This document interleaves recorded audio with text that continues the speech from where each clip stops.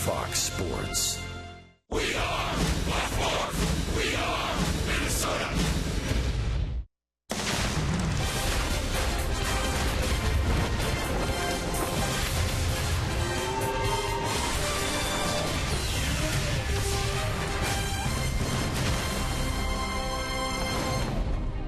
It don't really matter where you're ranked, that you still got to come out and perform. You can't take it for granted. You got to come out and play hard every day and compete.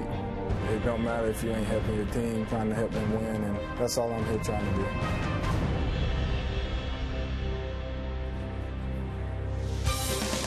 Earlier today, for the first time as a major leaguer, Byron Buxton made his way into Target Field. Shortly thereafter, he would meet with the Minnesota media for the first time as a big leaguer. Then out to the field for batting practice. And Buxton will be in center field for the Twins tonight, making his Target Field debut. It's the Twins and the Cardinals in the third game of this four-game, two-city series. I'm Anthony LaPanta at Target Field. The Twins dropped the first two in St. Louis, each by scores of 3-2. Tonight, the series shifts here to Target Field, and all eyes in the ballpark will be focused on the rookie center fielder. The number 2 overall pick in the 2012 draft has been tabbed the best prospect in all of baseball by Baseball America. And Twins fans have been waiting for this moment for a long time. Earlier today, here's what Buxton had to say about reaching Target Field for the first time as a Twin. Very special, especially not been on the field since 2012. And this was one of the dreams that I wanted to do, was come out here and play center field with the Twins one day, and finally getting that to happen today. So I'm very anxious and ready to get back out there. Look at this as a start. I mean, I'm not really trying to come up here to get sit back down. I'm trying to come up here to stay and try to help us win, and any way I can, and help us produce runs and get wins. That's what I'm going to do. Did my best to try to slow things down as much as I could, but first few days was pretty hectic and a little rush for me, and slowing it down day by day, and that's with the help of my teammates and coaches here. It's quite a difference, especially off-speed breaking pitches. Not used to seeing such sharp break as much as you did in Chattanooga, so just got to get used to it and adjust to how they pitch me here. I actually haven't picked the walkout song yet. I'm probably going to go around the clubhouse and see what other guys got before I decide to pick what I want. That song has now been named. You'll find out when he strides to the plate for the first time. The Twins trying to restore home field advantage tonight as they battle the Cardinals at Target Field. Dick Bramer and Bert Blyleven are next.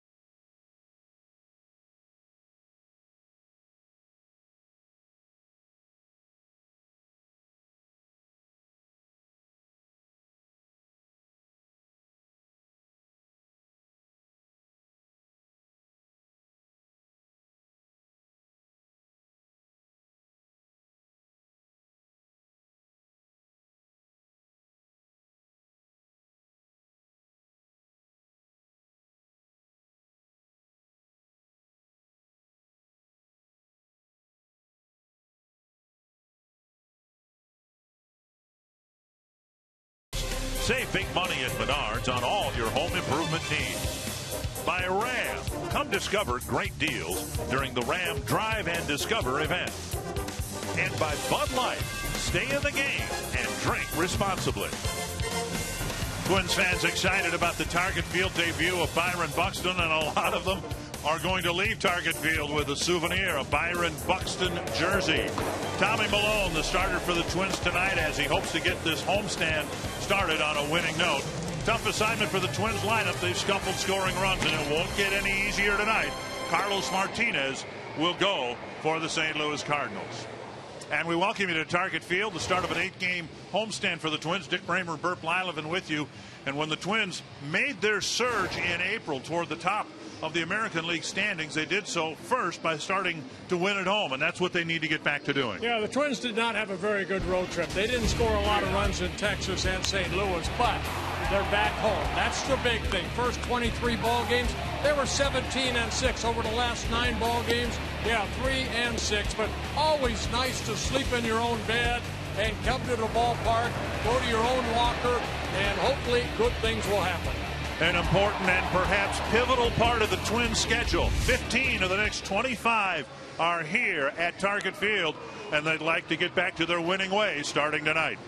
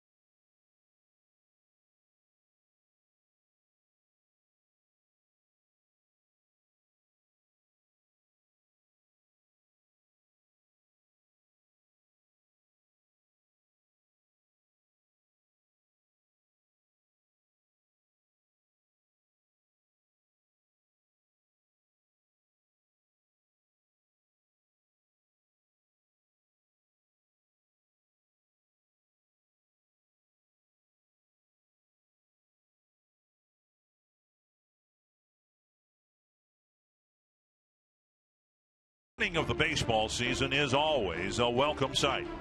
Each spring, the game begins new when everything else begins again.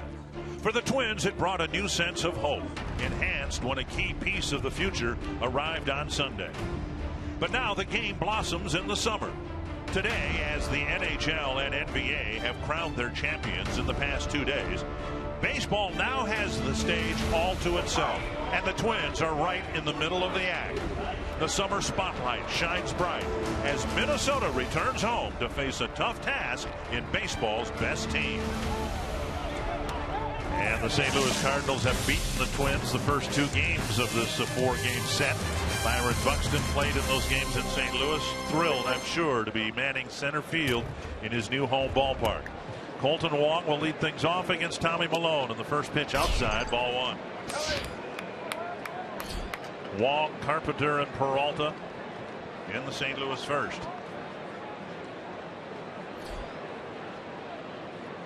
Foul back, 1-1. Yeah, the Twins ended up losing both games in St. Louis by the score of 3-2. Colton Wong in his third season with the Cardinals. 1-1. And now 1-2. The Menards batting order for Mike Matheny and the Cardinals. Wong leading off, Carpenter, Peralta, Reynolds, Grichuk, Molina, Hayward, Borges, and Cosmo. And on the mound it will be Tommy Malone, making his 7th start, his 3rd since being recalled from Rochester, AAA, where he had 5 very good starts. Tommy Malone, over his last 2 starts, kept the club in the game. He's only given up 2 earned runs over his last 2 starts. No decisions. Been a long way, but very foul. Still 2-2. Malone making his 11th interleague start, and he's done very well in interleague play. 6-1. And one of those wins coming against the St. Louis Cardinals. That's when he was with the Oakland A's in 2013. Hit the inside corner but missed, and now it's a full count. And that's what Tommy needs called right there, because he is a nibbler as far as both sides of the plate. He's not going to overpower anybody. He has to hit his spots. That was a good pitch. Call the ball. Tap to the left side. Plouffe picks it up, fires on the run, 1 away.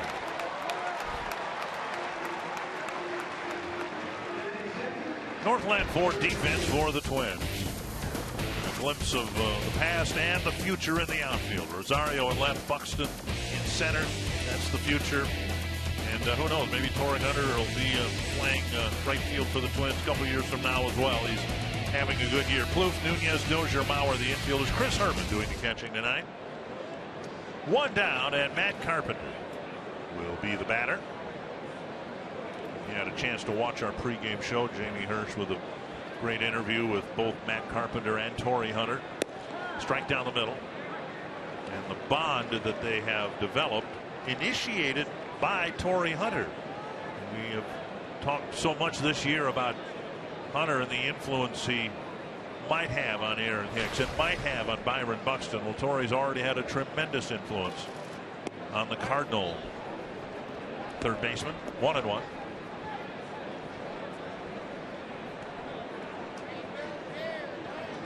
And there you see Torrey coaching Buxton from right field.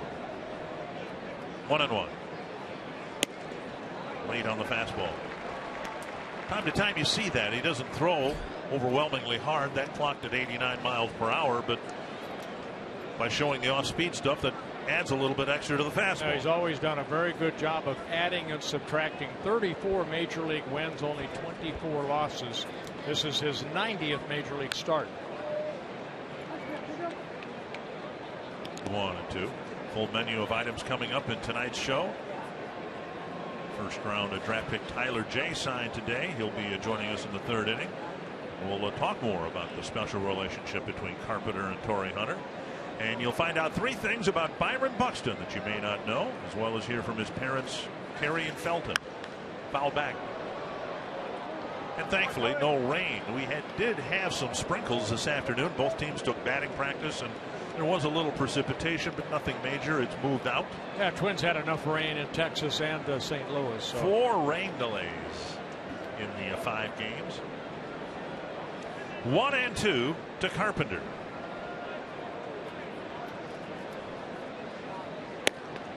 Ooh, that's the same pitch that he nearly struck Wong on. And Malone looks off in the distance. I think more convinced that was a strike than the one to Wong. Well, again, that's almost right there. It is inside a little bit. Joe West calling balls and strikes here tonight. A 38-year veteran umpire. Now off the plate, another 3-2 count. There's Joe West and his crew. Twins playing the same team, different city, same umpires, different city. Full count to Carpenter. High fly to left. Rosario will have a chance. 2 down. Tonight's Cold Hard Facts brought to you by Clean Crisp Coors Light. The best winning percentages in baseball coming into tonight. And the Cardinals way ahead of the Kansas City Royals, their cross-state rival. Well, what a year they're putting together right now. 43-21, 22 games over 500. And the Pittsburgh Pirates, they've won 6 straight, last 3 games shutouts, and they can't make up any ground. They've won 5 of their last 6 games by shutting out the opposition. And their turnaround seemed to coincide with the Twins series in Pittsburgh when the Twins swept them in the 2-game series there. 1-0 to Johnny Peralta, the designated hitter. On the ground, couple of hops to Plouffe. Tommy Malone has a good 1-2-3 first inning.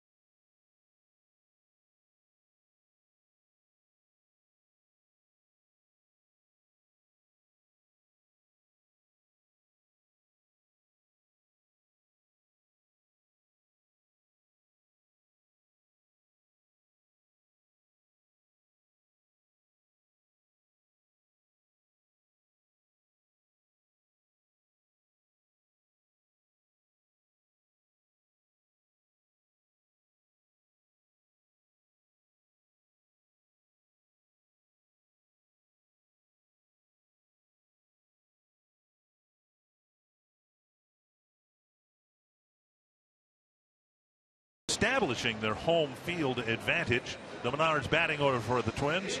Opening game of this 2-game home-and-home series with the Cardinals. Brian Dozier, Joe Mauer, Trevor Plouffe, Torrey Hunter, Eddie Rosario, Eduardo Nunez, Kenny Vargas in the DH spot, Chris Herman, and Byron Buxton.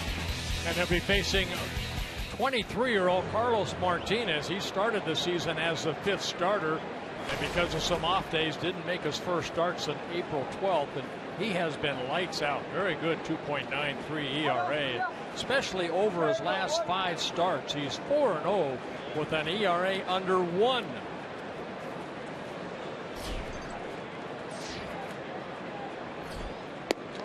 Brian Dozier takes a strike on the outside corner. Yeah, Perez with a fastball in the mid-90s. You saw that hard slider that he started off with. Dozier, very good changeup.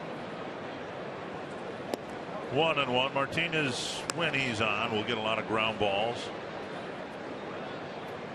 They say, people who follow the Cardinals say, he's got the best stuff on the staff, and that says something. On the ground, a hard ground ball to Cosma, and now over to Reynolds, 1 away. Twins enter the game 8th in the league, the American League, in runs scored. The Northland Ford defense for the Cardinals. Randall Grichuk in left, Peter Borges in center, Jason Hayward in right.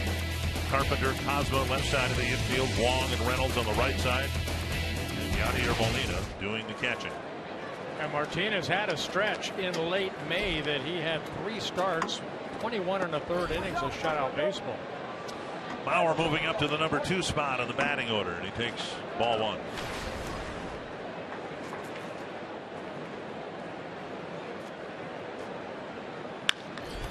Fouled on the left field line.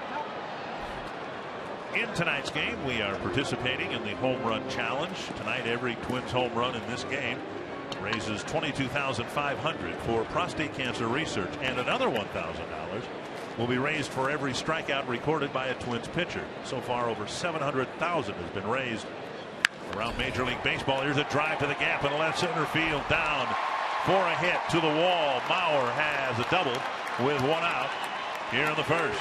You can make a pledge by going online to homerunchallenge.org. You know, Paul Molitor throughout the season has tried to mix up the lineup to find that right lineup to score some runs. Molitor always hitting third in that lineup. Tonight, second, taking that high fastball the other way. It's the best swing we have seen Joe Mauer take in a while. Good, strong contact into left center. 13th double of the year for Joe. Plouffe will hit. Paul said today, you know, he likes to tinker with the lineup. He doesn't want to blow things up and start over. It's just not his nature. He doesn't think that's very productive. It sends a bad message to the team if you just, you know, take the 5th place hitter and bat him. You mean like draw names out of a hat? So he's trying to get things turned back around by tinkering with the lineup. Up the middle, and Mauer will be doubled off. Took off for second, and Wong made the catch of the line drive, and that ends the first inning.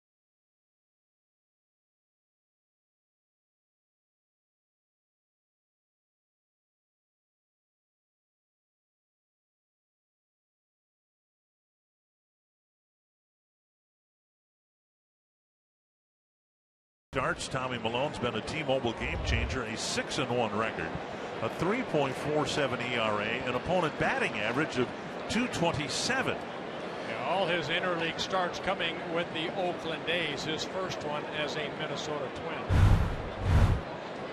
Factor in that the Cardinals are struggling against left-handed pitching, hitting just .226 against lefties, and some favorable numbers for the opening game of this series and homestand. 1-0 to Mark Reynolds. 2-0. 19 pitches for Malone and only 10 strikes. Cardinals have actually won 3 straight 3-2 ball games. The last 2 against the Twins. Now 3-0. Dangerous count to a dangerous hitter. Yeah, Reynolds will have the green light if it's to his liking. 3-1. Reynolds in his first season with the Cardinals, last year with the Milwaukee Brewers, where he had 22 home runs. High and deep to right center field. Buxton going back, and he will play the bounce. It's a double for Reynolds. And Mark Reynolds hitting one to right center field on a 3-1 pitch. That fastball away, didn't try to pull it, just went with it. So Reynolds picking up his 9th double. Malone very stingy as far as walks. He did not want to walk Reynolds. Hopefully pop this up. He did, off the wall in right center. So a leadoff double. See how the Cardinals play this. That ball looked like it hit about 12-15 feet up on the wall. Buxton played it well. Here's Randall Grichuk.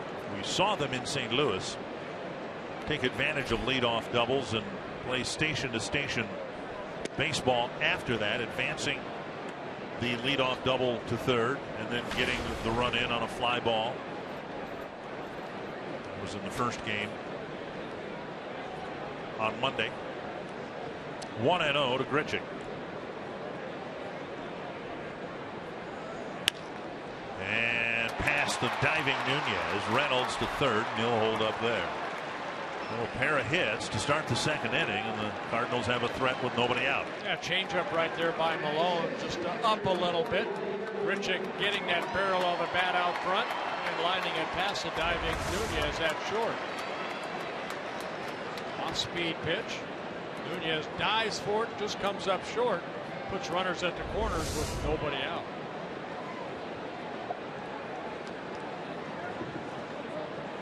And now Molina, Twins playing the infield back. Last 4 games, Twins starting pitchers have not been able to put 3 zeros up to start a ball game, and now the Cardinals have a threat here in the second.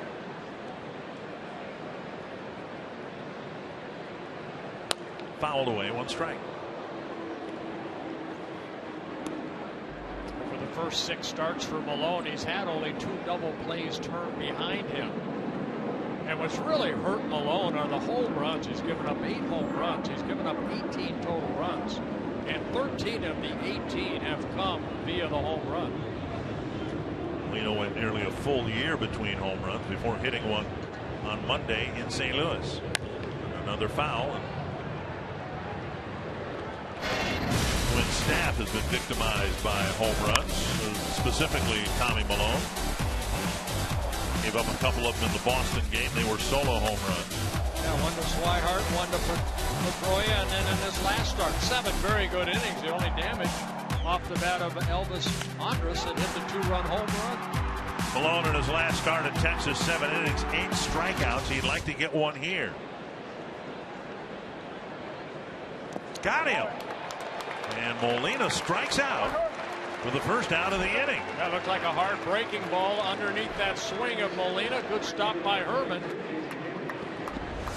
Malone does pick up a big strikeout. Changeup right there. Just on the other side of home plate. And Herman knocking it down, so 1 out. 30th time that Molina has struck out, 213 at bats. So he's not the easiest strikeout in the world. And now Hayward. Hayward strikes out about once every 5 times.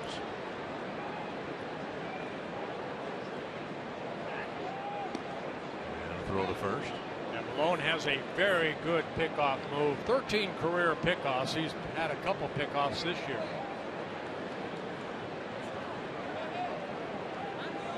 Hayward is leading the second on the team in ground ball double plays. He's hit into 8 ground ball double plays.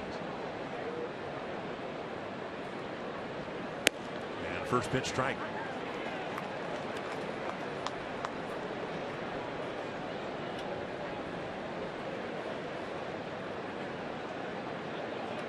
Hayward 5 seasons with the Atlanta Braves. His first season with the Cardinals. Traded over in November of last year. And a base hit to center. Cardinals will get a run here with Reynolds scoring from third. Third hit of the inning. And Hayward drives in his 19th run of the year. He went back inside, and Hayward just fought it off and hit it right back up the middle. So Hayward picking up his 19th RBI. Ball inner half of the plate. Hayward lining it up the middle. Reynolds scores. 1-0 Cardinals. And now Peter Borges. That pitch looked like it was inside off the plate. And Hayward was able to get the barrel of the bat on it and drive it hard to center field.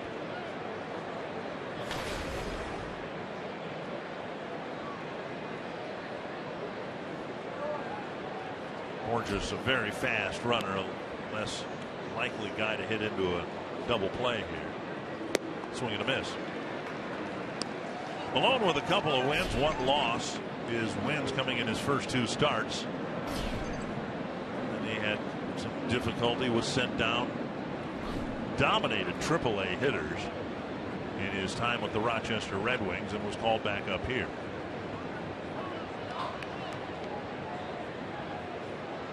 Yeah, in his 2 starts, total of 12 innings, only 4 earned runs allowed. And 3 of all 4 runs coming off the home runs.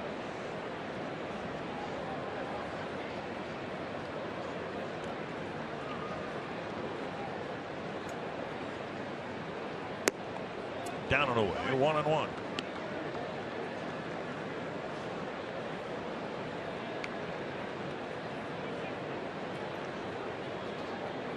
They win 5 out of 6 times, 6 out of 7 times. And they score first, roughly. Including the first 2 games against the Twins. Actually, Twins scored the first run yesterday. There's a pitch low, 2-1. They're just a good team. They do everything right. They pitch very, very well. Yeah, we talked about it the last couple of days, Dick. There isn't one guy that you would say that's going to carry the club for a long period of time. There isn't a Mike Trout or an Albert Pujols that used to be a Cardinal. It's just a well-balanced team. Foul back. And when somebody gets hurt, the battle cry in a big league clubhouse often is something along the lines of, hey, next man in. Well, no one's played that out better than the Cardinals have this year. They lose Matt Adams. No, Mark Reynolds will take over at first base. Lose Matt Holliday. Well, all right, Grichuk, you got left field. A couple of guys in the starting rotation go out. I would just promote from within and fill the gaps that way. There's a tapper toward third. That is a foul ball. Yeah, they lost one of the best right-handed pitchers in all of baseball, and that's Adam Wainwright for the season. But their pitching staff still first in the National League in combined earned run average. Now, Wainwright said today that he's not giving up his hopes or chances of coming back by the end of the year.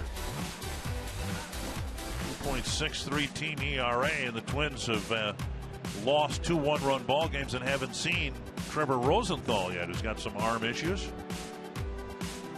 Lance Lynn on the disabled list. Wainwright, you spoke of. I hope Wainwright can come back. 2-2. And another full count. It is the 4th 3-ball count already for Tommy Malone.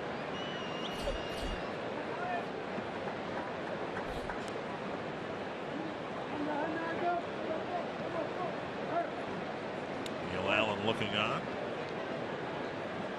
hoping that Malone can get that ground ball hit at somebody.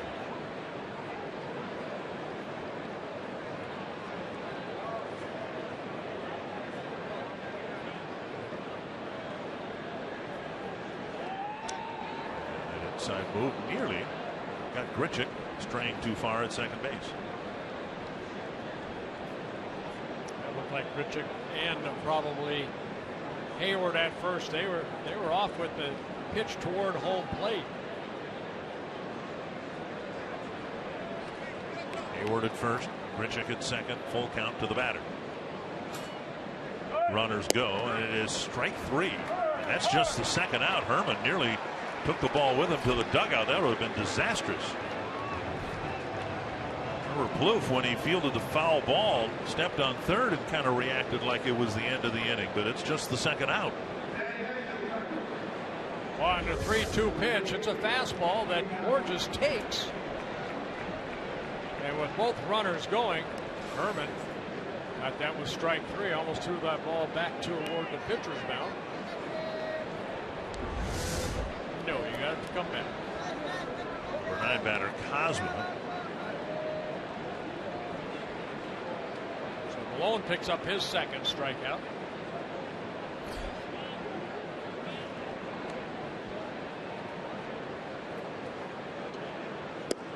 Over the inside corner, strike 1. Cosma hitting only 102. Playing in his 28th game in his 5th season with the Cardinals.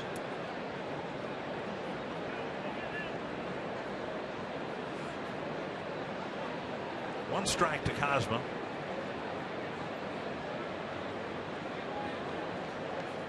What we routinely see when in this 4-game series or two-game series, however you want to call it, with the Cardinals, is a perfect example of the Twins struggling to play in St. Louis and score runs without a designated hitter, a lineup that's built with a designated hitter in it, and the pitchers have to hit and all that. Now you play by American League rules here. Mike Matheny just using the DH as an opportunity to give Johnny Peralta a little bit of break as a designated hitter, and Cosma gets a chance to play in the field. Yeah, Cosma, a utility type player that can play all infield positions. 2-1.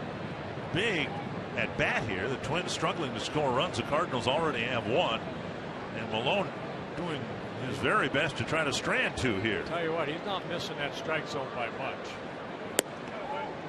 There's a called strike. 2-2. Just watching Malone's reaction on some of the pitches that are right there, but Joe West not giving it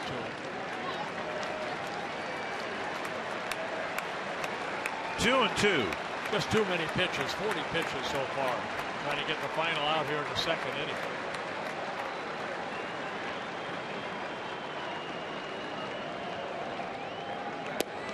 And a called third strike. An odd inning for Tommy Malone, not known as a strikeout pitcher. He faces 6 men. 3 of them get hits, 3 of them strike out.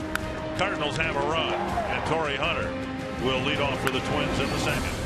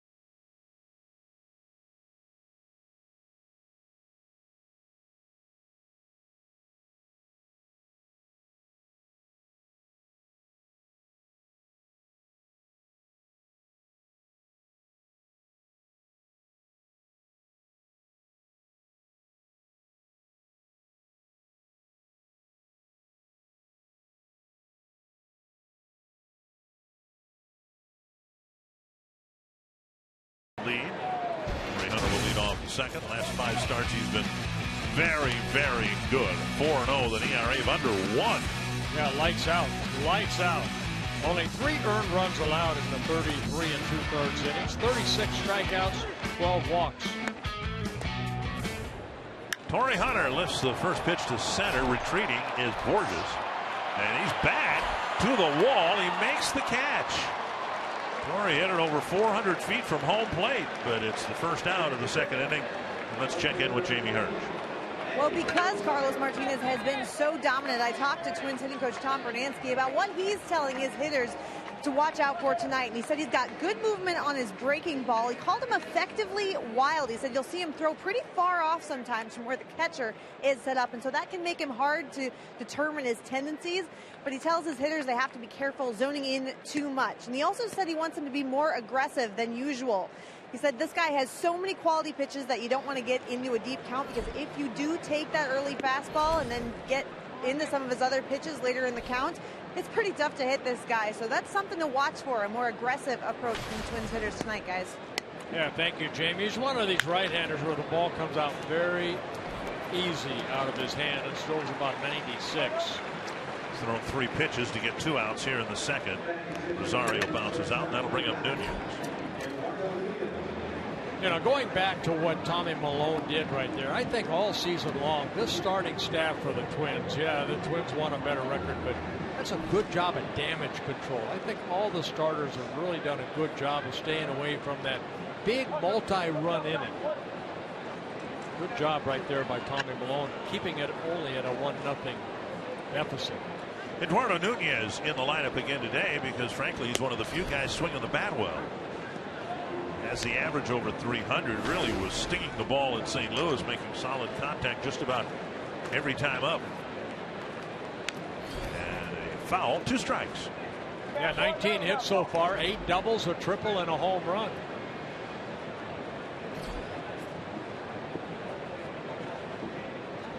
He is with a slugging percentage of over 500 with all the extra base hits. Right off the end of the bat. That was a slider right there. I said a couple of years ago when Martinez first came up, he was a cocky young kid and was kind of being a little bit of a hot dog out on that mound. And Molina, Yadier Molina, went out to him and kind of bothered him and told him to settle down. And when I guess Molina talked, he like stood at attention, like, yes, sir. 1-2. Scouting report says that he shows and has a lot of energy and emotions. 2-2. Nunez taking a breaking ball. 32 walks in 74 innings coming into this ball game, but 79 strikeouts. Fouled back. Still 2-2. Back to with Kenny Vargas on deck. Saw Michael Wacha last night, a young starter. That, you know, the future is bright for them as it is for Martinez. I kind of watched their pitch count and innings pitched.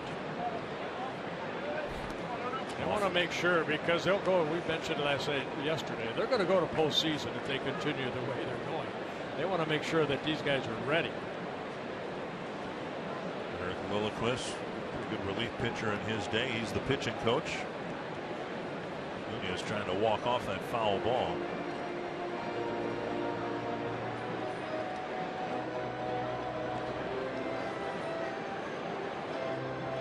He's hit a few balls hard here against Martinez. Have a double to show for it. 2-2 again to Nunez. And he takes ball 3 with Vargas hoping for a chance here in the second inning.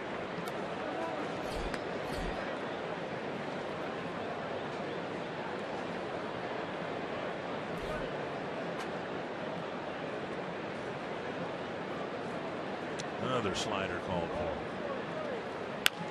And Nunez again puts the barrel of the bat on it. And again gets an extra base hit. And again loses his helmet on the way to second base.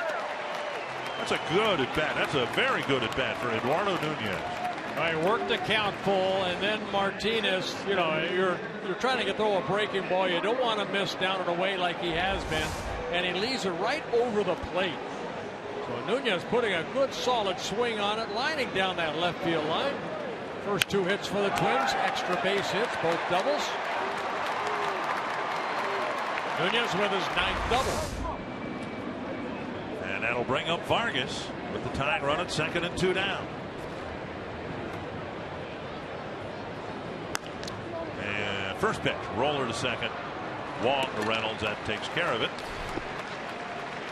1-0. St. Louis will have number 1 draft pick Tyler J, who signed his contract today. He'll join us in the top of the 3rd.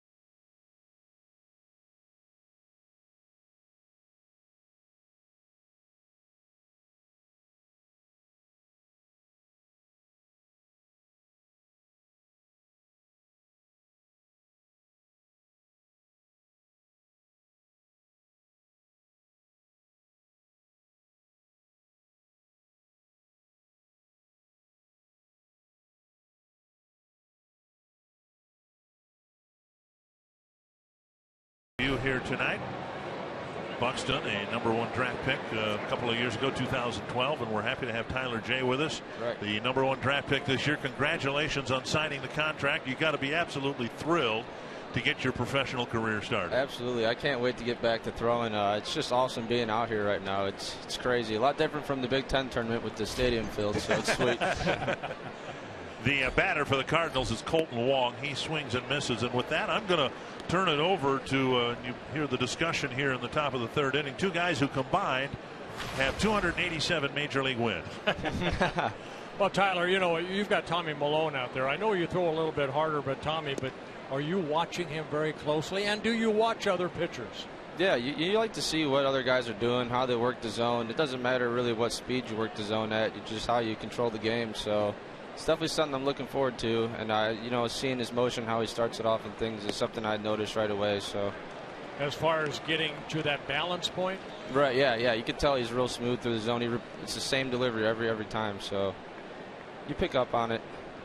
1 and 2 from Malone. Is there to someone Wong. that helped you really mentor yourself into being a #1 pick? I'd probably just say, just a collection of everyone through my life. So my family, parents, everybody, coaches, teammates, everyone. You work with guys every day, so you just see it.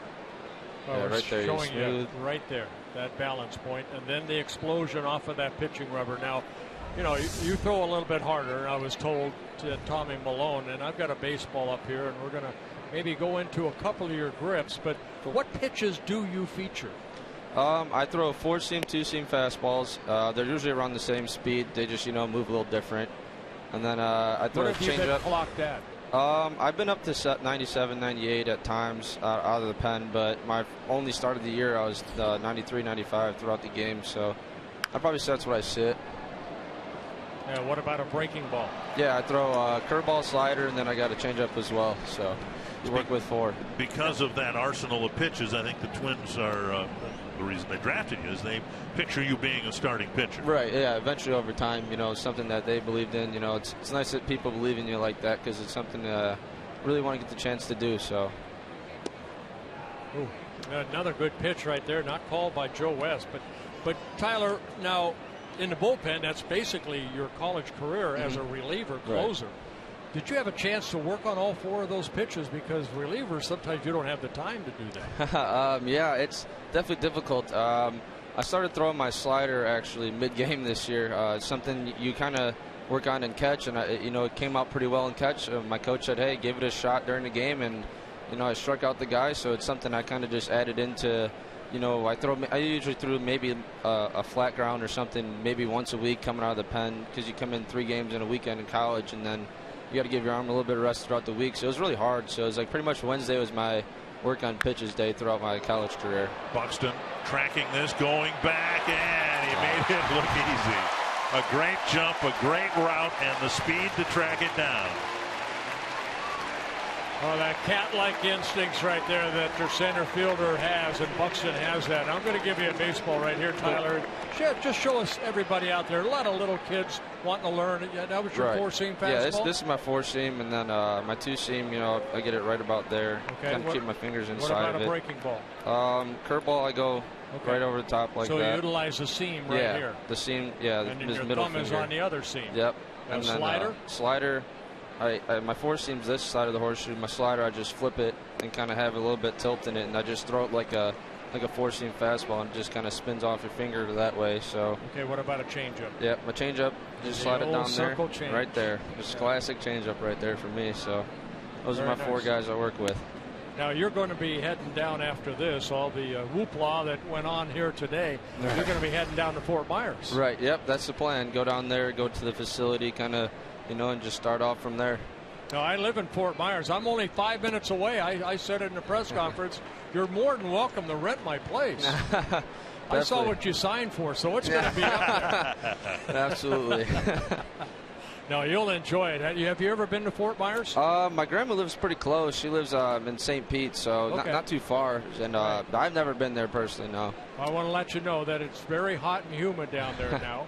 And the dorms that they built are absolutely beautiful. Right. You get 3 square meals a day, and The complex is beautiful. Yeah, that's what I've been hearing. I can't wait to get out there. After the mini camp, I believe Terry Ryan said he has you planned to go to Fort Myers right there. Yeah, the single A team. Yeah, the high A team out there. So it'll be pretty cool. Bert's Place has a couple of nice swimming pools. Anytime you want to come over for a dip, absolutely. Give him a call. And he came over one time. I had to drain the pool after that. Well, Tyler, congratulations on getting things started. We could tell you were very enthusiastic about getting your professional career started when we talked to you over the phone. Oh, yeah. And we wish you the very, very best of luck. And we'll hope to see you back here in uniform real soon. Absolutely. Thank you, guys. Byron Buxton, another number 1 draft pick, will hit in the 3rd inning with the Twins down a run.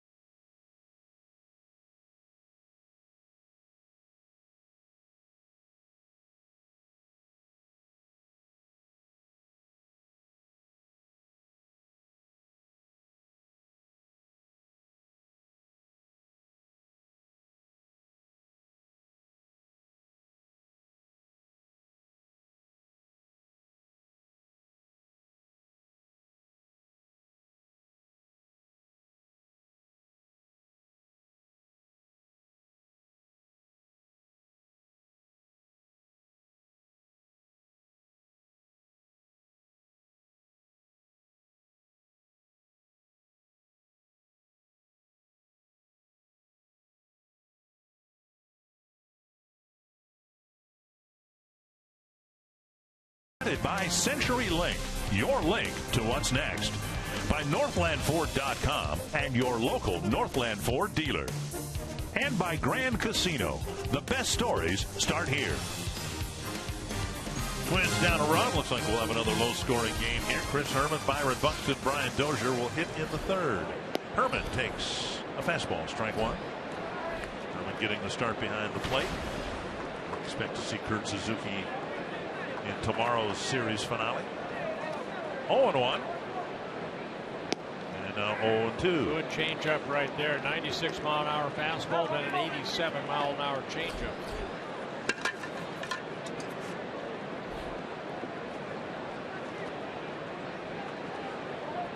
Oh, and 2. And Herman takes just a little bit low. You'll see Martinez in his follow through. He'll go almost on the grass over toward first base. Called 3rd strike for the first out of the inning.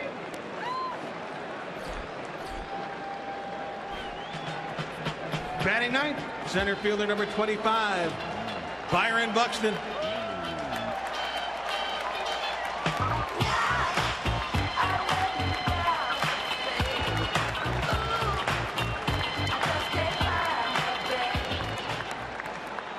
Buxton with a couple hits already, a triple in his first major league at bat, and then a base hit.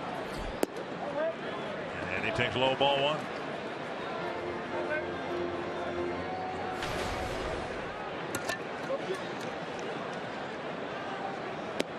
And now 2-0. 2 hits, 10 at bats, the triple, an infield single, a couple of runs scored.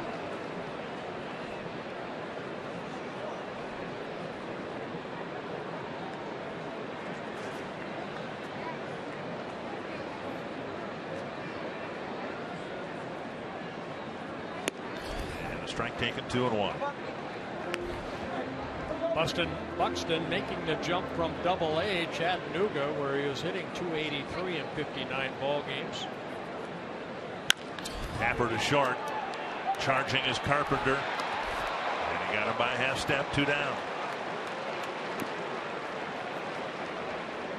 Even when he makes outs on what would be normally a routine play, people just love watching him run.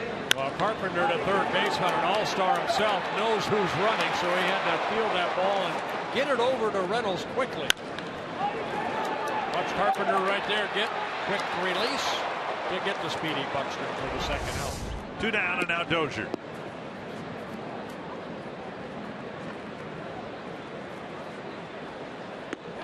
Around the hands, ball 1.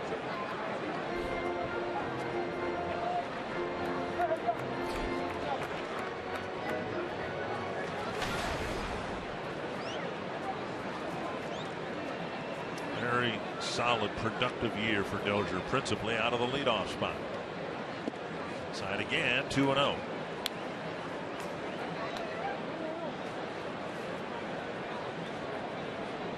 .21 doubles, 3 triples, 13 home runs for Brian Dozier. Nina sitting away. Tapper up the line, foul, 2-1. That pitch right there had a little sink on it right there. Brian, who is a good fastball hitter, just fouled it off. 2.5 weeks ago, the Twins had the best record in the American League, but they have struggled in June, both at home and on the road. They'd like to get things turned around and finish the month strongly. Up high, 3-1. Mauer on deck. Yeah, 15 games in the month of June. The Twins are 4-11, and they've scored only 42 runs, averaging 2.8 runs per game. So the offense needs to pick it up here. And Dozier takes a walk. The Twins get a base runner with 2 gone in the 3rd. Bring up Mauer. Rifled a double to left center field his first time up. Coming up on Sunday, it's Father's Day. The Twins taking on the Cubs, presented by Gillette Children's Specialty Healthcare. The first 10,000 males 21 and over get a Minnie and Paul ceramic stein presented by Goose Island. Go to twinsbaseball.com/tickets and get your tickets today. I have it on good authority that we both will get a chance to spend some time with our good friend Randy Bush, who's in the baseball department with the Chicago Cubs. He's coming to town this weekend. Very nice. Mauer takes inside, ball 1. Ron Coomer's going to be showing his face. That's right. Whether people want to see his face or not is another matter, but he will be showing it. Ron, of course, the radio broadcaster for the Cubs, along with Pat Hughes, who incidentally was my first broadcast partner doing Twins games way back in 1983. 1-0 to Mauer.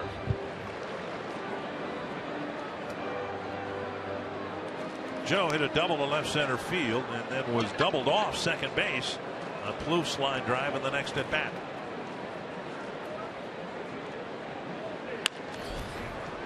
Two hopper to third. Carpenter has it. They go the short way to get Dozier, and that wraps up the Twins in the 3rd.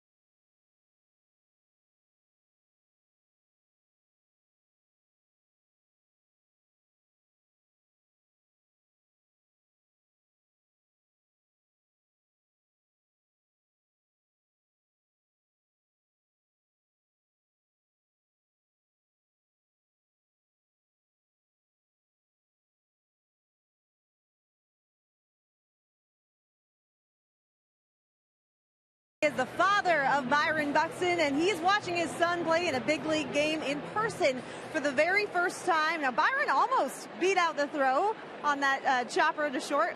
What is it like to watch your son play a major league game? Well, it is exciting, you know. It is really exciting. Been watching him all them years, and watching him to get this level right here more exciting, you know. Every parent thinks their kid is special, but when did you know that he has star potential? I don't, you know what. Probably when he was in 11th grade, like playing summer ball, traveling ball on like playing around Atlanta against all the best kids playing around him, and he hold his own. And from there on, you know, it was exciting to see him play, and no one day potential he'll get here. Now, Felton told me his favorite sport personally is basketball. Now, Byron did play some basketball, but mostly football and, of course, baseball. But in all three of those sports, his speed is probably the most evident thing that makes him stand out. Did you ever race him growing up? Well, I think the last time we raced he was about 14, and, you know, he kept on getting faster, but... And that's when he beat you for the first time, when he was 14? Yeah, he was, you know, he was getting faster, but, you know, him and his brother race all the time, his cousin and all. And they be, you know, throwing out who be the fastest between him and his brother, and they'll get out there. They still get out there and race when they come home. Now, he has said that he absolutely loves to run. He'll get up really early in the morning for a long run. Has he always been like that? Yeah, think about when he was in high school, about 11th grade, he used to get up and go run before he go to school. All right, well, what a cool experience to be able to see him on a big league field for the first time. Thank you for your time. Okay, thank you. Very nice. I couldn't help but remember as Malone delivers to Grichuk, another one poked foul. I met Felton and his wife, Byron's mother, on the field when Byron signed here, and the Twins gave him a uniform and had him take batting practice with the big leaguers. And I was standing by his parents watching Byron take batting practice before a game here at Target Field. There's Grichuk swinging and missing. Herman throws to first, 2 down. And in one of the sets of batting practice that he took, one of his turns, he hit one into the bullpen. Now, he was still a high school kid at the time. And so I asked Byron today, I said, do you remember the batting practice? Oh, yeah, I remember. I said, do you remember hitting one into the bullpen? He says, honestly, I don't. He says, I don't remember much about it other than being so nervous that I was going to swing and miss. Well, and that's him here today. Probably even more nervous. Tampa left side Plouffe has plenty of time with Molina running, and it's a good 1-2-3 inning for Tommy Malone again. He's had 1-2-3 innings in 3 of his 4 so far.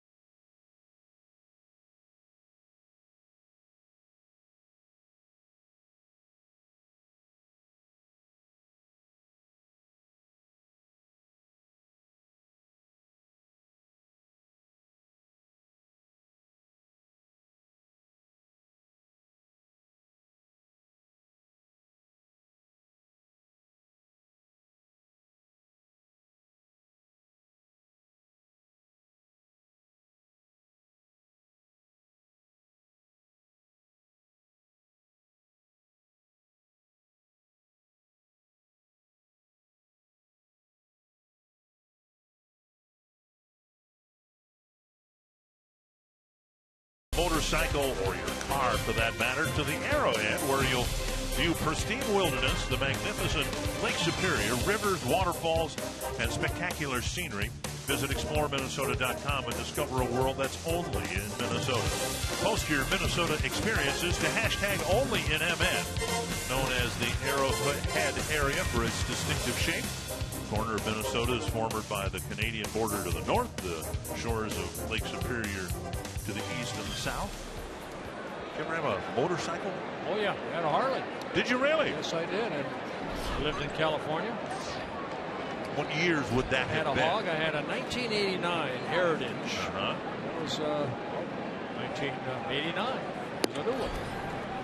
I could have had our own motorcycle gang. I had one too. It was a Suzuki 250. I had a Vespa. I think I beat you there. A little Vespa. It's Vespa 50. I used to deliver papers on it. Oh, did you? Oh, I could. I don't know what that is. Is that a gas powered? No, that's just a little scooter. But gas powered? Yes. Okay. Yes. Plouffe takes outside, and it's 1-2. It'll be Plouffe, Hunter, and Rosario in the Twins' fourth inning. Did you wear a helmet? Yes, a little metal flake helmet. I had the one I wore was blue, and I had a red one for the passengers, whoever they might have been. Big thrill for them, I'm sure. Hopping on the back of that Suzuki 250. 2-2 to Plouffe. Hit a liner, headed up the middle. Wong was there. He made a jump, caught the ball, and then doubled Mauer off second base. And down the line, fair ball into the corner. Plouffe. Looks like he's got another Twins double, third of the night. This a leadoff double. That's how the Cardinals got their run when Reynolds started the second with a double. Let's see if the Twins can work Plouffe around. All right, I know that in May, Paul Molitor and Tom Bernansky let these guys, just, hey, whoever, Torrey Hunter, okay. Trade places with him. Well, when you're struggling scoring runs, you have to find a way to get Trevor Plouffe over the third. And I know Torrey, a lot of hits go that way anyway toward right field. We saw it in St. Louis, leadoff double, didn't score him. Torrey led off the second with a fly ball to the wall in center field. Down and away, ball one. When everybody's swinging a bat good, hey, let it fly. But when the team is struggling, you have to do the little things to stay in ball games.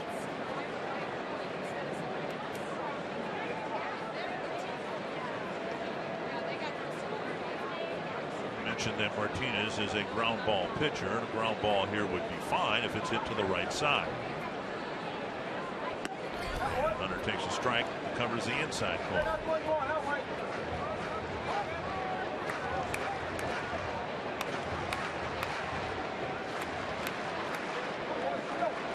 Martinez with one strikeout, one walk. He's given up 3 hits. All 3 are hit doubles.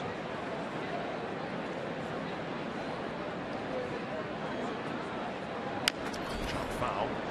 1-2. And now with 2 strikes, Torres just got to try to make contact. Right.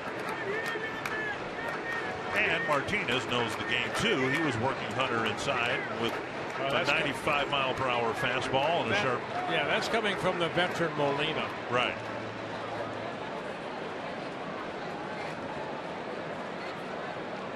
One and 2 to Hunter. Watch Molina where he's moving now. He'll move late. Pulled foul behind Jake Williams. 2-seamer came running in on Torrey, and he fouled it off. Molina will come out and chat with his pitcher. Right. Maybe he saw Torrey adjusting a little bit right there on 3 straight pitches inside. Some signs that things might be getting better. At least the Twins are hitting extra base hits through the road trip and so far here tonight. Yep, that includes the 3 doubles here tonight. So what the Twins need is those guys to cross home plate, something they haven't done enough of here in the month of June.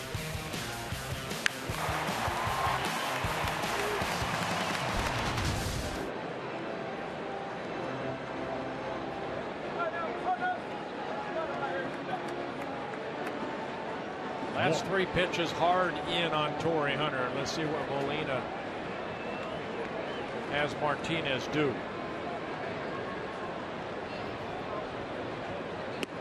Inside just missed.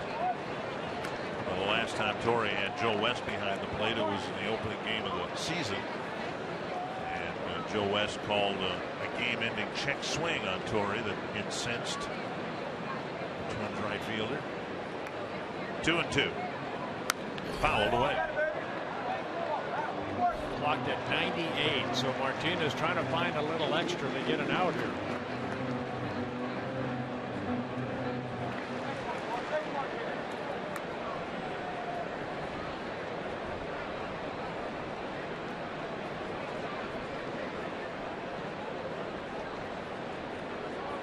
Cat and mouse being played here.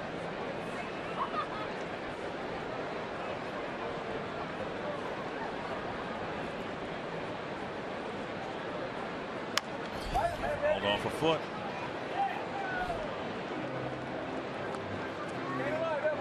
That's not only a two-seam fastball, that's a 96-mile-an-hour two-seam fastball. It's got some bite on it right at the end. Look at a little bit of movement. Torrey brings it into that pad that he wears. Left calf area. Hunter battling Martinez. Got him with a breaking ball. Down. Tight rotation right there. Breaking ball at 86. And Martinez picks up a strikeout. So after all those pitches inside, he goes to the breaking ball that just keeps sweeping away out of the reach of Torrey. And now Rosario. The big double late in the game Sunday in Texas. Hit to the outfield, might tie the game.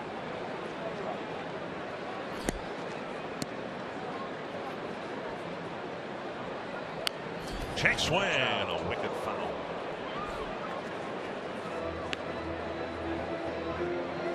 One strike. Throughout the month of May, in situations like this, if Hunter failed, well, you almost assume Rosario would pick up his teammate with a base hit. The Twins were very, very efficient with men in scoring position. June has been a different story. Liner to right, base hit. Plouffe to third. He will be held. Hayward has a very good arm. So no run batted in, but Rosario with a hit, it gets Plouffe up to third base. Yeah, in the month of May, the Twins offense averaged just over 5 runs per game, but this is a good at-bat right here by Rosario. And Gene Glenn, the third base coach, this ball hit pretty sharply. Now, Hayward not only with he charged that ball, also a very accurate arm. And Trevor Plouffe, of course, watching his third base coach, and then he's held up right there at third.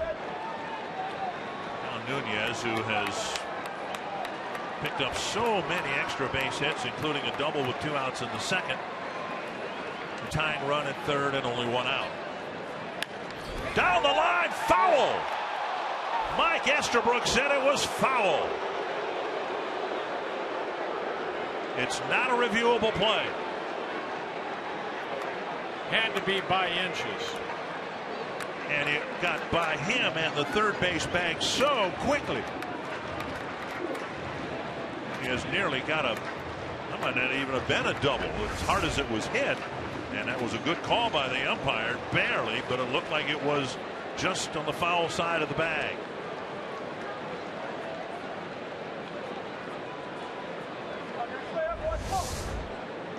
Too many balls hit down to a base umpire hit that hard. 1 strike. Low throw. Plouffe will score. Rosario to second. He wants 1 more. And now the ball gets away from the third baseman, but backed up by the pitcher. Well, the Twins take advantage of a Cardinal mistake to tie the game. That's the first error in these right now three games of either club. And Martinez, you can see the throw right off the glove, right off the tip of the glove of Reynolds. Now Reynolds, with Mike Adams on a disabled list, he just didn't play a lot of first base. Normally a lot third base, outfield. Notice Martinez, as he was backing up the throw, torqued something, and now he's getting some attention out on the mound. And they have changed it. Originally we were told E1, but now it is an error to the first baseman. This is the last thing the Cardinals need. This young man has all the promise in the world, and he's able to grin about it, so apparently he's going to be okay. Although the trainer is lingering, Joe West, for some reason, thinks that he has some medical advice to give. And they're going to allow him to make a toss or two.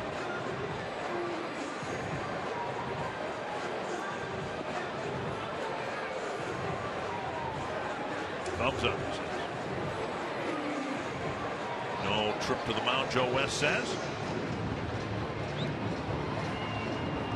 We'll see how the Cardinals play this now. It looks like they're going to bring the infield in. Yeah, I didn't see what happened. I was watching the ball and Rosario around the bag. I didn't know if Martinez, a lot of times as a pitcher, you know, you're backing up between home and third base. And when that throw went toward third, maybe he twisted his knee or ankle, who knows, but says he's okay. Infield in for the Cardinals. Nunez at the plate with one strike in a tie game. Fly ball center field. Borges camping, catching, tagging is Rosario. Throw coming through, not in time, and the Twins take the lead. Another good at bat for Eduardo Nunez. Nunez picking up an RBI, his 6th of the year, so the error charged to Reynolds ends up helping the Twins take a 2-1 lead.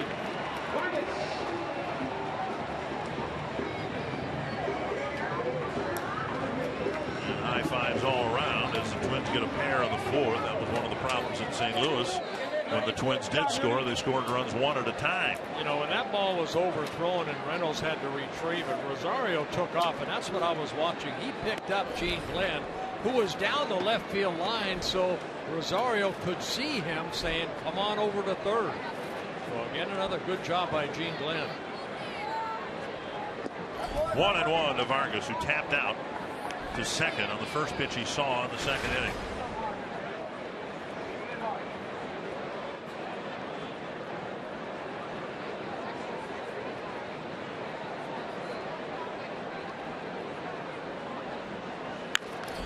Left field corner, deep and foul. One of the reasons the Twins are struggling now in June to score runs. 3 cornerstones of their lineup, anticipated lineup, when we were collected together in spring training in March, have really struggled this year. A combined .235 average, only 29 runs batted in from Misters Arcia, Santana, and Vargas. And there's a called third strike. A breaking ball, a wrinkle over the outside corner. And the inning ends, but the Twins get a pair to take the lead.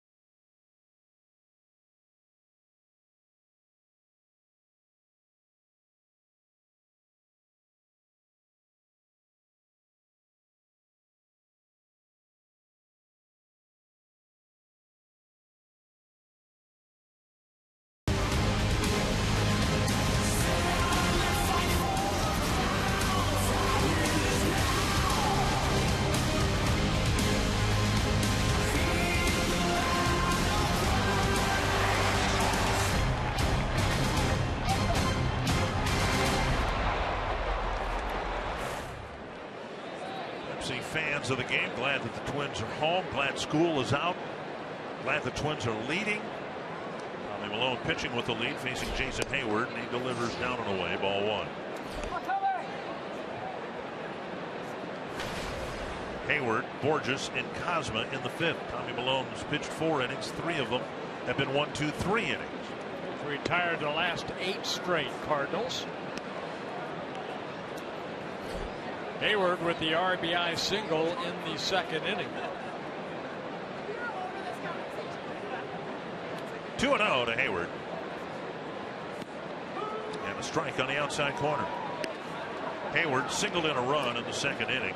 A pitch inside the barrel of the bat on it and whistled it right past Tommy Malone's ear.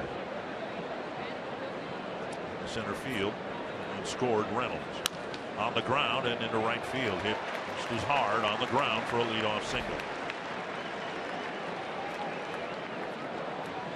Well, Twins and Cardinals have had a couple of low-scoring games, but the Orioles last night enjoyed an 8-home-run night. 2 of them by former Twin Chris Parmalee. Jeff Francoeur ended up pitching the last 2 innings for the Phillies. Yeah, with the phone being off the hook in the bullpen. They're yours, no matter what happens. Don't be looking for help down here. I think we've always enjoyed Brock Holt. Looks like a good all-around player for the Red Sox. He hit for the cycle last night. Parmalee, by the way, hit another one today for the Orioles. Here's Borges, called out on strikes, his first time up. Off the end of the bat, strike 1. There were 3 position players who pitched in yesterday's action.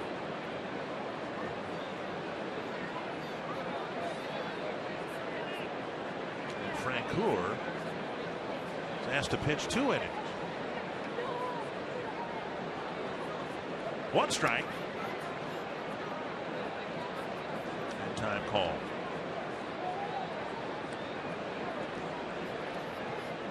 Trevor at third base in on the grass. You always have to watch for Borges' outstanding speed. Take a bunt away from him.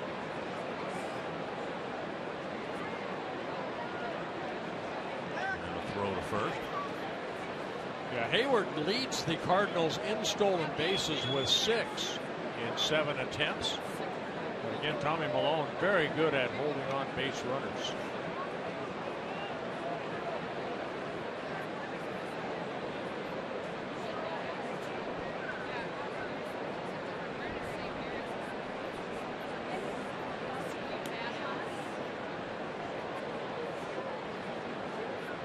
On the ground, how many can they get?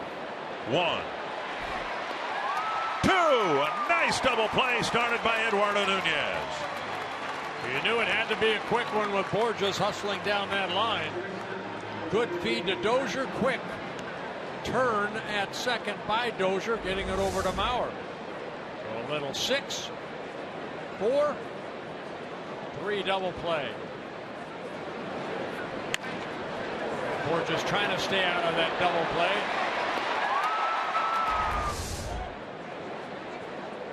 So 2 down, and Pete Cosma took a called third strike his first time up. 4 hits for the Cardinals, 3 of them in 1 inning to score a run, and Malone tickles the outside corner with an outside with an off-speed pitch.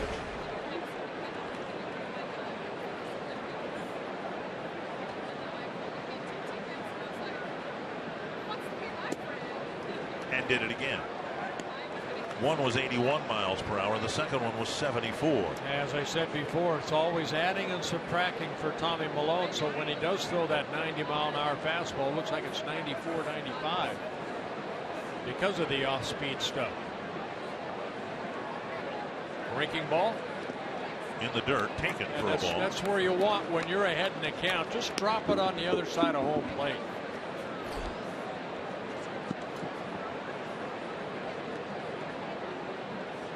Malone knows how to pitch.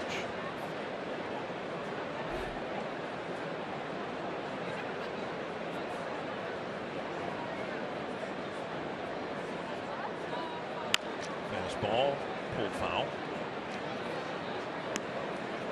And I think that's his value.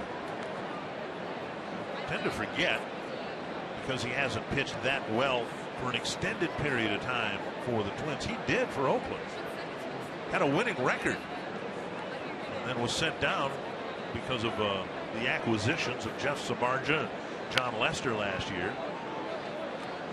And the A's kind of pushed their chips to the middle of the table and try to go for it all in 2014. Couldn't get past the wild card game of the Royals. The Twins were able to pull Malone away from the A's for Sam Fuld. 1-2. Breaking ball, 2-2. The A's starting to make a little noise in the American League West now. Getting outstanding pitching. They're still 11 games below 500. Well, how about that Sonny Gray? Boy, he's a good pitcher. He's having a good year. The thing to keep in mind there, and I think everybody's impressed with what the Astros have done, but if you think in the West that the Angels are the team to beat, the A's are only 6 games behind them. And we've got about 100 games left to play. 2-2. Just missed with the fastball, and it's a full count now to the number 9 batter. Wong on deck.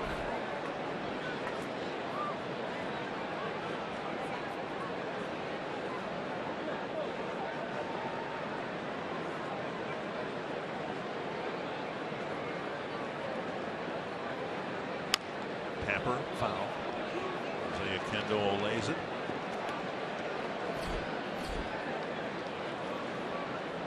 Ozma called out on strikes rather quickly in the second, but he's battling Malone. This will be the 9th pitch of this at bat. Yeah, this is in today's game really hurts you when you have to throw this many pitches to one hitter. Gets that pitch count up, 77 right now for Malone. Popped him up, a weak pop up, and Herman calls for it. Got it. Another 3-batter inning for Tommy Malone.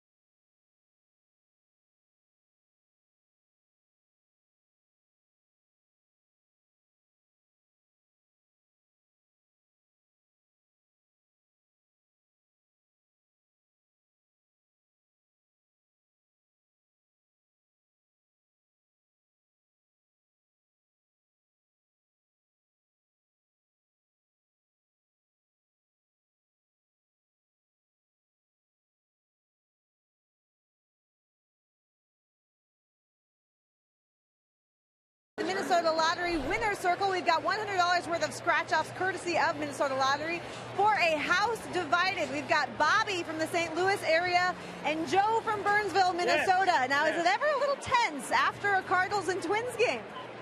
Just a little bit, but really only when we talk about the World Series. Yes. Yeah, how about that World Series? 1987, you remember it? Yes, I do. It was a great series, and we won, so it was great. I don't remember it, but it was really loud. Well, we hope for your sake that the Twins win tonight and that everything goes smoothly on the ride home. So far, so good for Twins fans. But congrats on winning $100 worth of scratch-offs for the Minnesota Lottery. Wonderful. Thank you. Go Cards! Go Twins!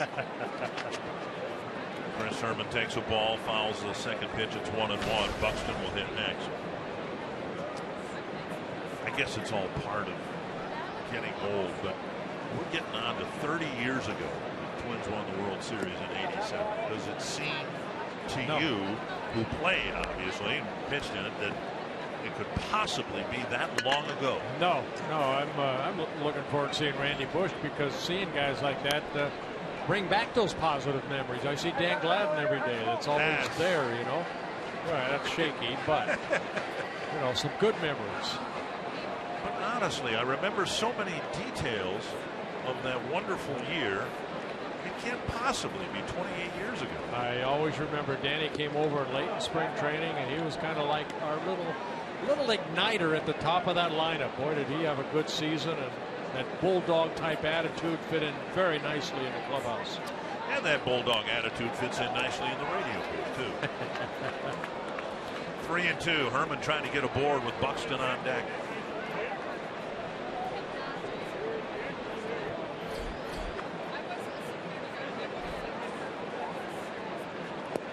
And Herman's aboard with a walk.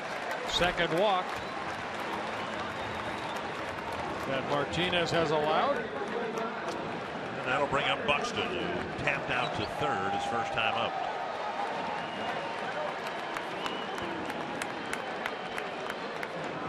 Gene Glenn giving some signs. Yeah, this is where you want to see the Twins kind of open the door, you know, gate up a little bit right here. Took a 2-1 lead in the bottom of the fourth. Here we are in the bottom of the fifth. Good at bat here, hopefully by Buxton. Put some more runs on the board. Call strike. High inside strike. 0-1.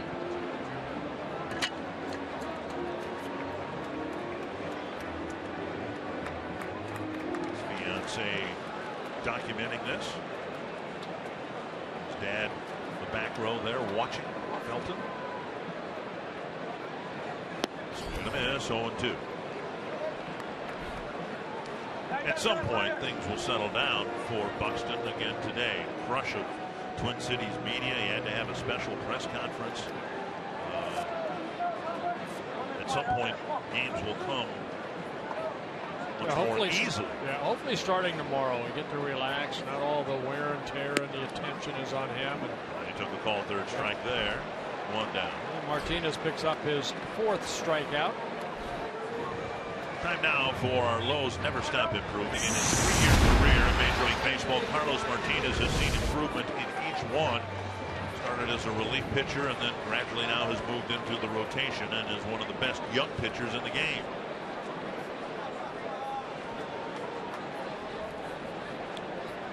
Brian Dozier will hit with Herman aboard.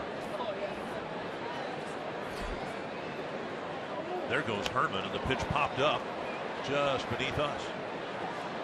You just saw that graphic of Martinez, Joe. We also saw, you know, Waka in yesterday's ball game, only 23 years old.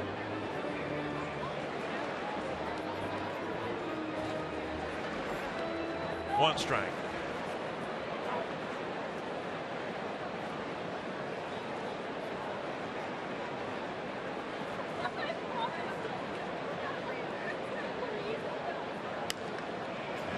Pop-up, short left. Retreating is Cosma. 2 down.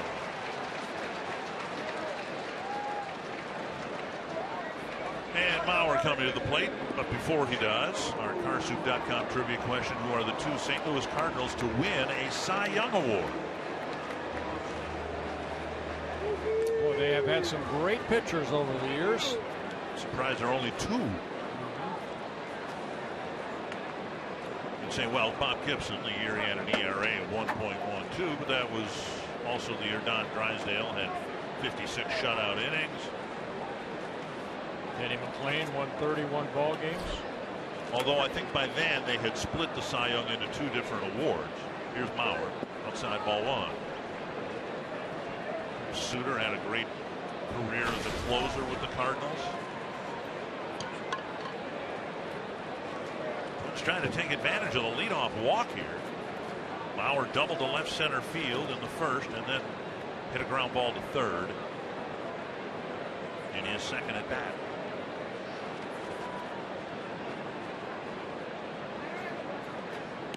And outside again, 2-0.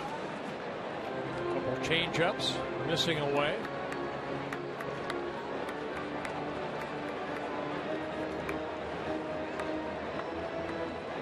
Herman at first base as a catcher, pretty good speed.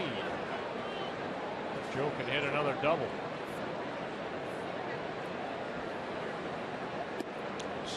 Outside corner, 2-1. Another changeup.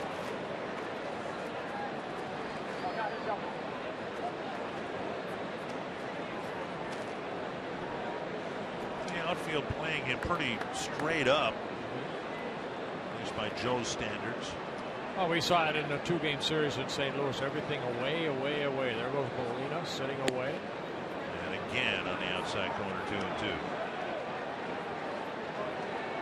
4 off-speed pitches at or just off the outside corner.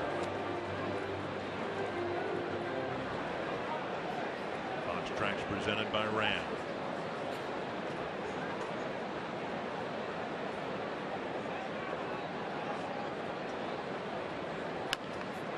Dribble foul. Joe looking out there and was able to get a piece of it.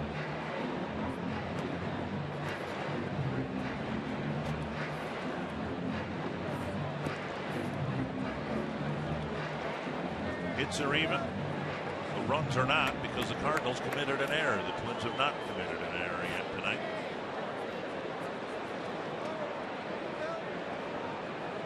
Pitch number 6 to Joe Mauer, and they've all been off-speed pitches.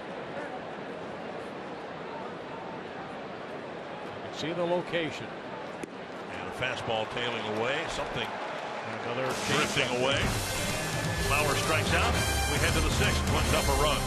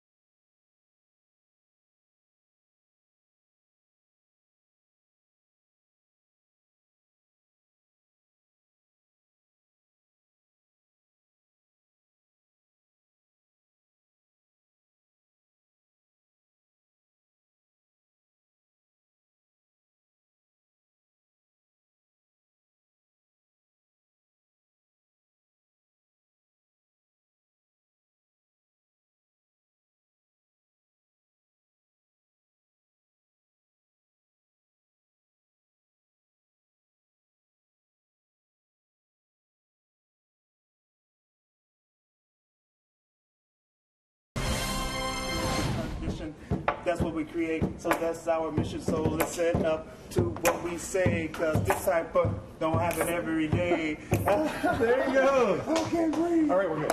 Yeah, that was a wrap.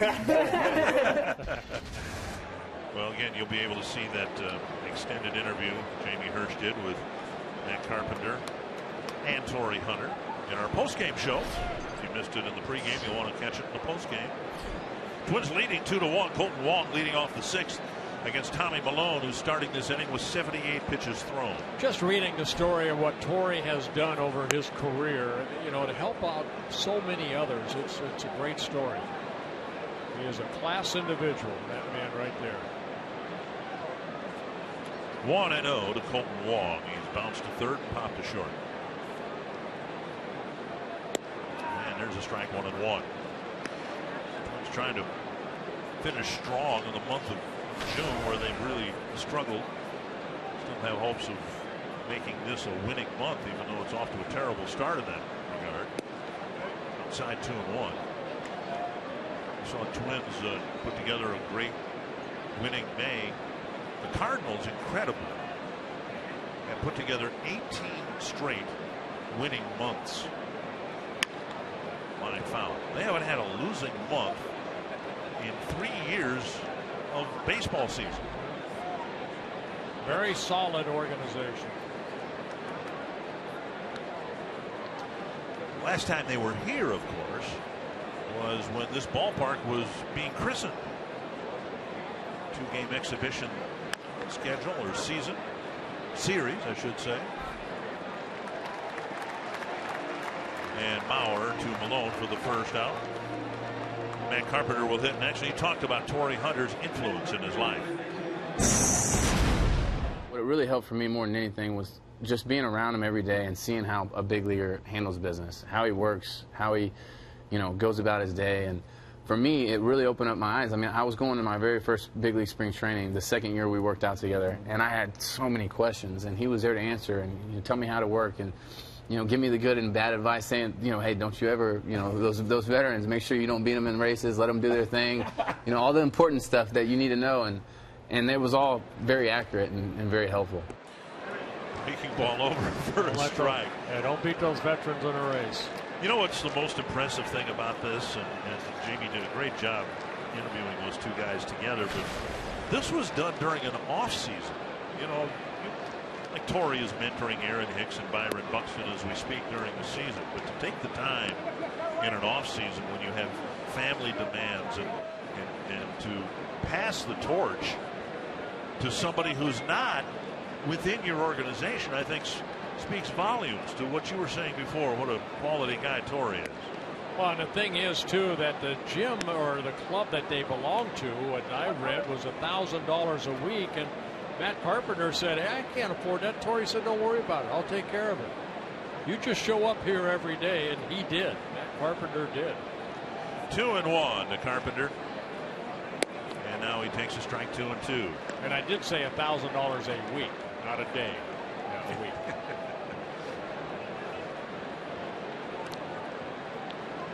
Twins who tried to play catch up most of the 2 games in St. Louis find themselves with a lead here.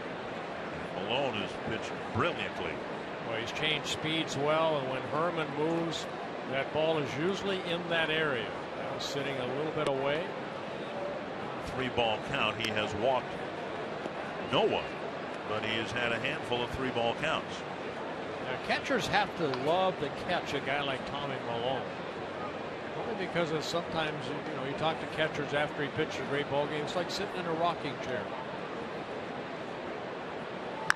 Popped up. Left side of the infield. And Nunez with the call on the catch. 2 down. If you're coming down to Target Field this weekend, Target has a special event going on for Father's Day weekend. They'll have Dad's Trivia, Father's Day button making, lawn games to play. Target will have some great grilling giveaways this weekend on both Target Plaza and Target Station, starting 2 hours before the game. And the Cubs are in town. That's always fun when the Cubs come to town. 2 down. Here's Peralta. Tapper to short. Nunez waits, sets. Another 3 up, 3 down inning for Tommy Malone, and a 2-1 Twins lead.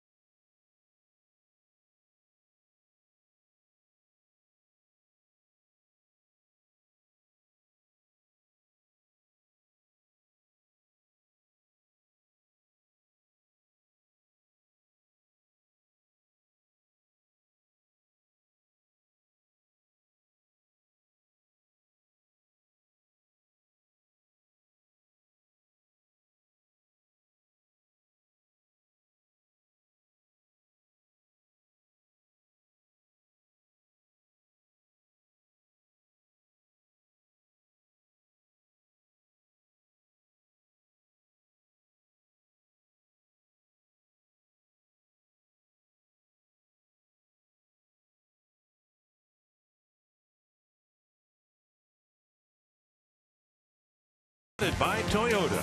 See where Toyota takes you. Test drive one at your Toyota dealer. Toyota, let's go places. By Sanford Orthopedics and Sports Medicine, for the everyday competitor in all of us. And by McDonald's. Try the new 100% sirloin third-pound burgers, starting at $4.99 at McDonald's. 2-1, Twins have the lead just when things were coming together for the Orioles. Got above the 500 mark, starting to make a move on the Yankees and the Rays. And starting to get some players like Matt Wieters back healthy. Now Adam Jones has missed a couple of games with a shoulder injury. Strike one to Trevor Plouffe. Well, he's such a big part of their offense and defense. Gold Glove winner out in center field. Best players in the American League. And a tough blow for the Orioles if he can't quickly rejoin the lineup. 1-1 to Plouffe. He started the fourth with a double. Ended up scoring the first run for the Twins, tying the game in the fourth inning. Outside, 2-1.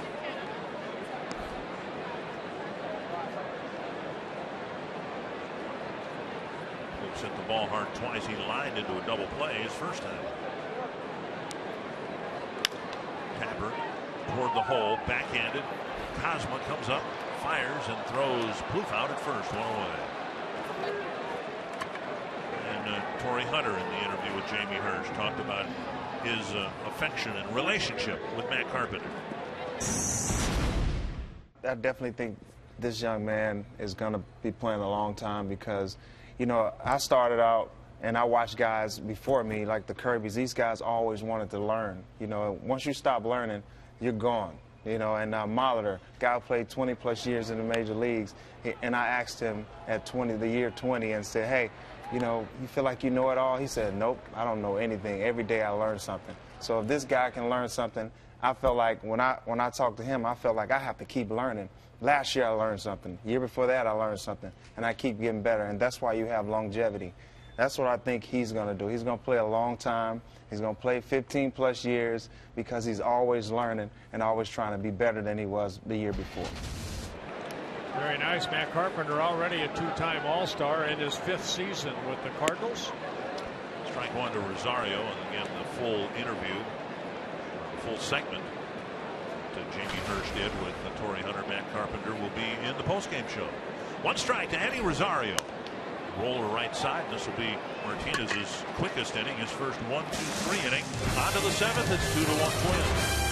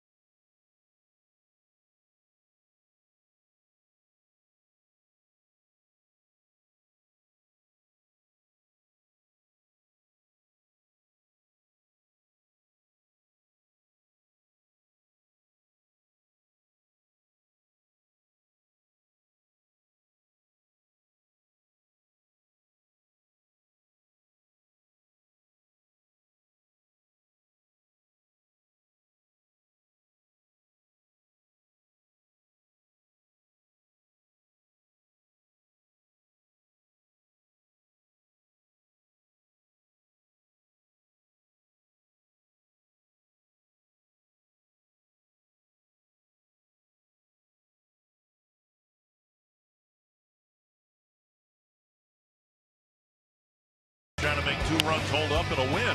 Yeah, the Cardinals scored first in the second inning. RBI single by Jason Hayward made it a 1-0 ball game. But then the error by Reynolds at first base. Plouffe was at third. He scores, and Rosario went all the way to third. That allowed Nunez to hit a ball deep enough to score the speedy Rosario. And the Twins have a 2-1 lead. 2 runs weren't enough in St. Louis. The Twins lost a couple of 3-2 ball games. The Twins are 9 outs away from making 2 runs be enough. Tommy Milone asked to get at least some of the outs here in the 7th, and he delivers strike 1 to Mark Reynolds. Reynolds doubled halfway up the scoreboard in right center field, leading off the 2nd, and scored on Hayward's 1-out single.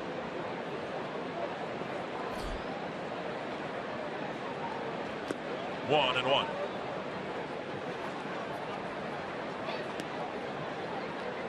Reynolds, Grichuk, and Molina in the 7th. Yeah, Malone's only given up 4 hits, and 3 of those in that 2nd inning. AC Fiend starting to loosen.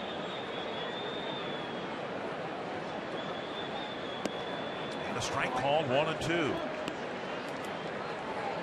You mentioned before that it's your impression at least that Malone knows how to pitch, and I think that might be why we see so many strikes taken. It's not because of his overwhelming stuff, dominating stuff. He just mixes things very well. Like that right there. I mean, Reynolds took a fastball that we saw in St. Louis that he crushed into the left field seats. But right here, he took that fastball, and then Malone almost teases him with that breaking ball just again on the other side of the plate. And Reynolds goes fishing. Down in the 7th, here's Grichuk. Strikeout number 5 for Malone. Grichuk singled and struck out.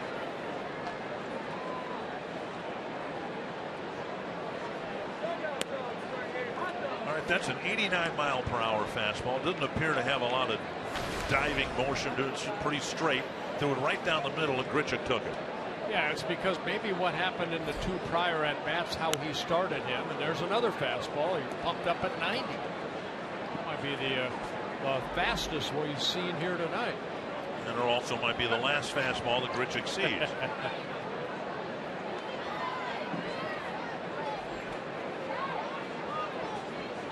Herman ahead in the count. And a changeup. That, you know what, he missed down and away. That's what you're ahead in the count.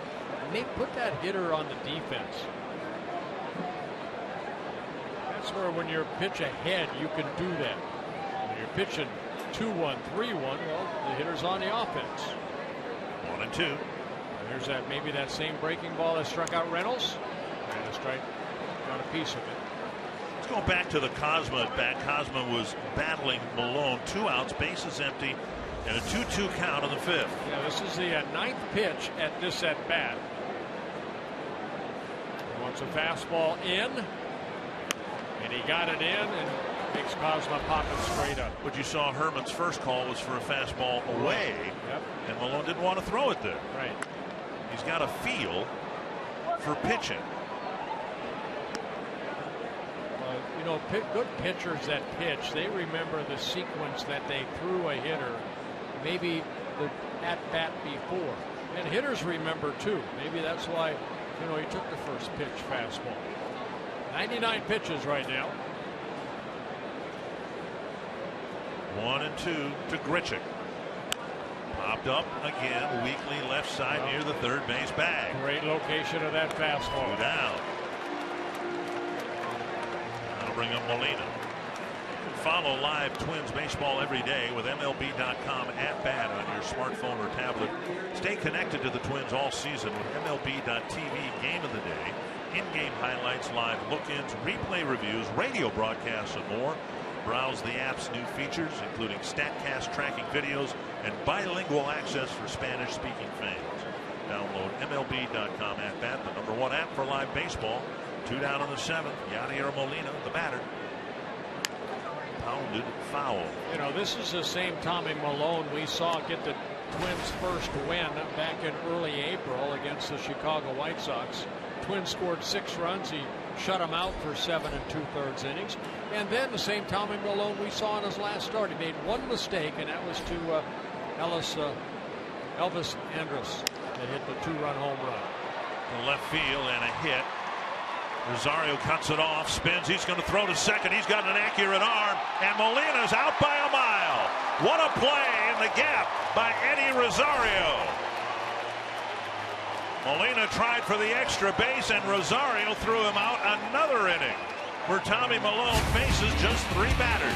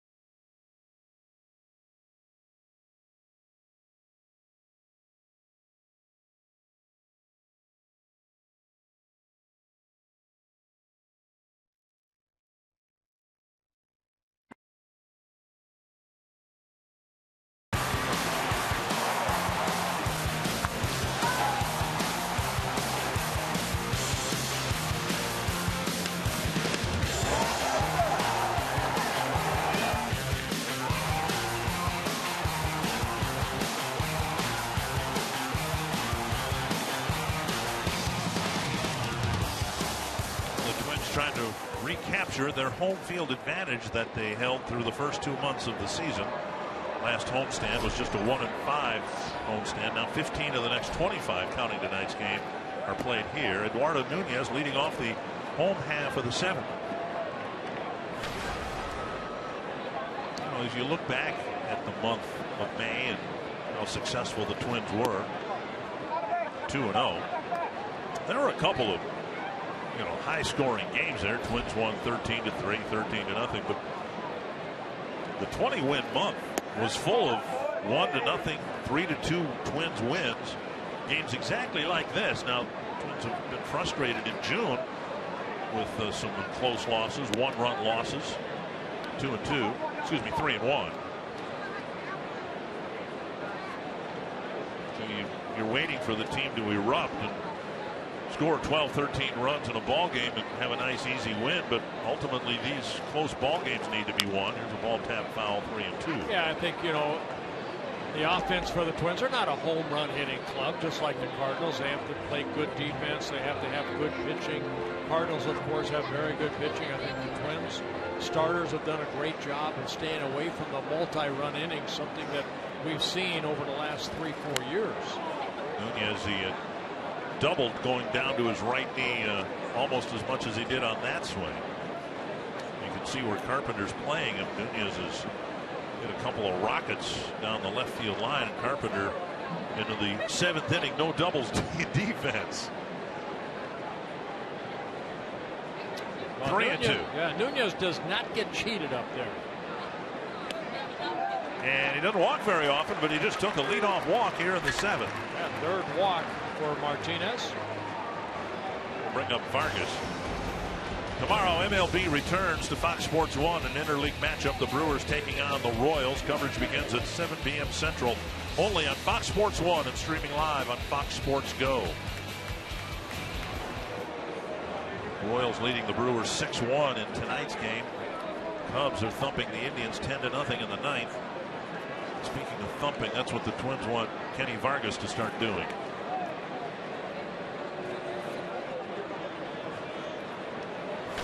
He's almost doing now what Santana did when he got sent down, just kind of feeling for the ball. The Twins want to see some pop out of his bat.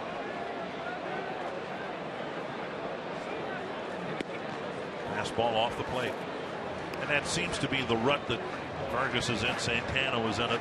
The fastballs they get are off the plate. Very often they swing at those, and then the breaking stuff just gets them tied up. Remember, the Twins got the second run. In fact, the first run scored on the errant pickoff throw to first. It was off target a little bit. That was with Rosario at first, and Nunez, very good speed at first base now. Tapper to second. And Vargas just barely beats the relay. Even that pitch right there, it's not that strong individual pop that he can generate. It's almost like he felt for that pitch that was down that created that ground ball out. Well, it looked like he was fooled and out in front. Take a look at the pitch right here. Yeah, that's not what they want him to do. They want him to drive that ball up the middle or the other way. This play, Vargas is being lifted now for Shane Robinson, a pinch runner, and Herman at the plate.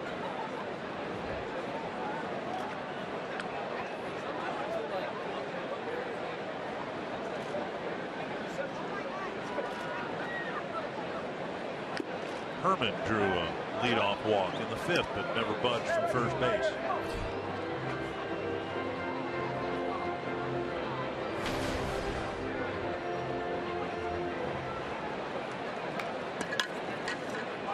Byron Buxton tried to run on Yadier Molina yesterday and was cut down easily at second base. We'll see if the Twins try to do something with Robinson here. He's chased back to the bag.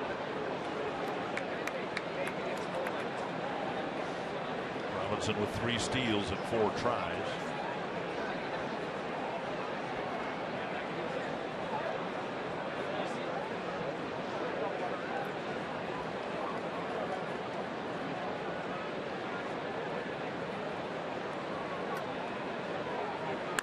And a liner into center field. Robinson will hold up at second base. And the Twins have 2 aboard now for Byron Buxton. With Buxton coming to the batter's box, let's find Jamie Hirsch. Well, guys, here are 3 things you need to know about the new Twins center fielder, Byron Buxton. He's kind of a quiet guy when you first talk to him, but if you get him going a little bit more, you'll find out he's pretty funny. His fiance had told us earlier this weekend about that, and he said if he weren't a baseball player, he would actually want to be a stand-up comedian. And he was dead serious about that. He says his favorite thing is impersonating a weatherman. He also eats between 4 and 6 bags of Skittles before every game, and his favorite athlete, guys, is A.J. Green, another very fast guy, currently a wide receiver for the Cincinnati Bengals. How many bags of Skittles? 4 to 6. Well, no wonder he has so much energy. And he takes strike 1. He has a chance to drive in his first big league run here. Some speed on the bases. Herman runs pretty well. He's at first. Robinson runs very well. He's at second.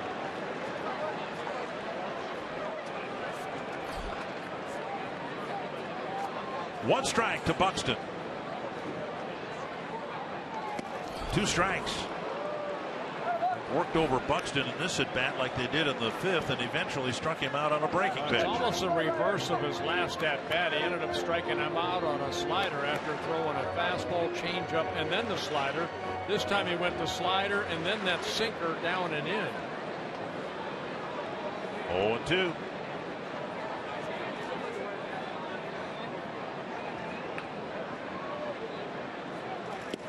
Checked his swing, a fastball tailing inside, and it's 1-2. 12 at bats for Buxton, 2 hits, 4 strikeouts. Buxton able to hold up.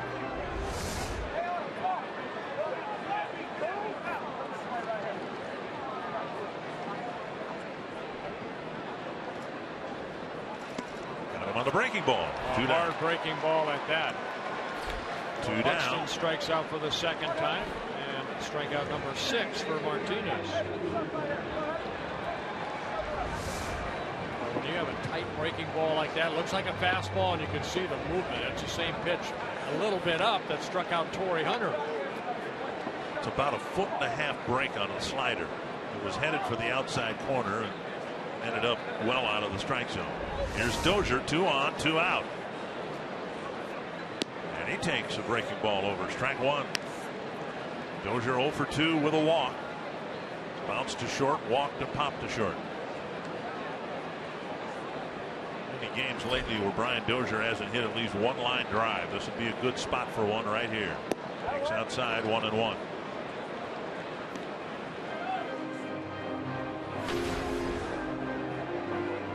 And Martinez closing in on the 100 pitch count.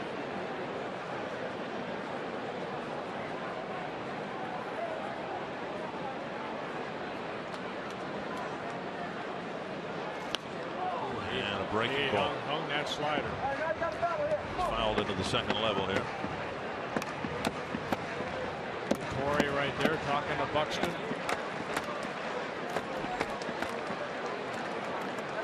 It's part of the game. Pass that baton. And your knowledge. 1 and 2 to Dozier. Oh, hit him. And the bases are loaded. That hit him right on the number 2. Well, Dozier knows there was nothing intentional about it, but it still stings. Got him where the ribs, back of the left shoulder. Matheny's going to come out, and it might be that that's enough. They're going to bring in a left-hander to face Joe Mauer. Let's take a look where Brian Dozier gets hit. It's just a running fastball.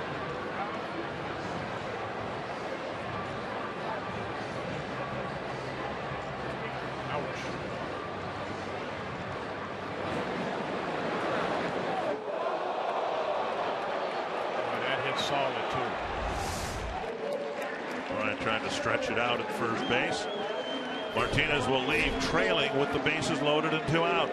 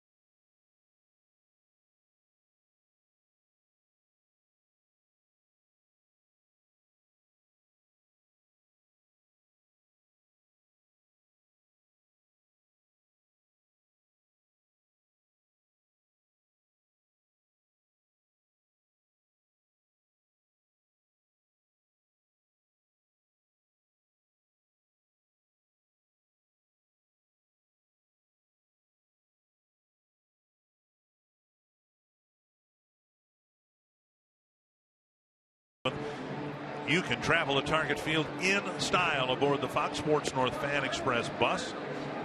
This VIP experience is free for fans who purchase the Fan Express ticket package for select Twins home games.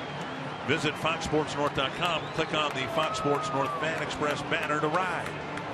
Randy Choate came in to get Joe Mauer in the 8th inning yesterday, and he'll try to do the same thing in the 7th here today. Yeah, Randy Choate, you can look at his numbers. This is his 30th relief appearance, and he's worked a total of 11 2/3 innings. So he is used by Mike Matheny just for these situations here. Face one batter, hopefully get us out of the inning. Joe Mauer yesterday did face Choate in the 8th, and Choate ended up getting Joe to pop up to the shortstop. Bases loaded, 2 down. Sidearm delivery. Outside, ball one. The Cardinal bullpen in the month of June has an ERA of 0.29. Runners out there are Martinez's. Joe doubled his first time up. He has a 3-run single this year, a 3-run triple, and a 3-run home run. He does not have a 3-run double. Not many guys can have a 3-run single, but not a 3-run double, but Joe has that this year. And now Choate has to throw him a strike. No place to put another runner.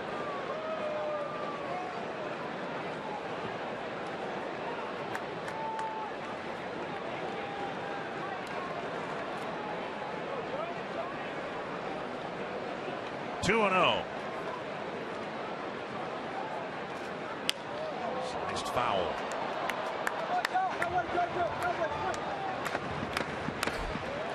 Two and 1. We've seen a fastball from Choate. He also throws that frisbee type breaking ball. 39 years old in his 15th season. Came up with the Yankees in 2002. And those are Martinez's runs out there.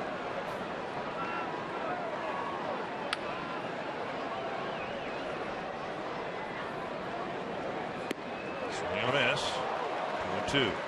To your point, he is the definition of a situational left-hander. His 30th appearance tonight. He's only faced 7 right-handed batters all year long. He's a reincarnation of Jesse Orosco. Pitched forever.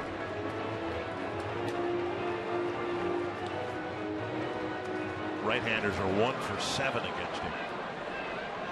Big spot here for Mauer and the Twins. They lead, but just by a run. A hit here would open up the game.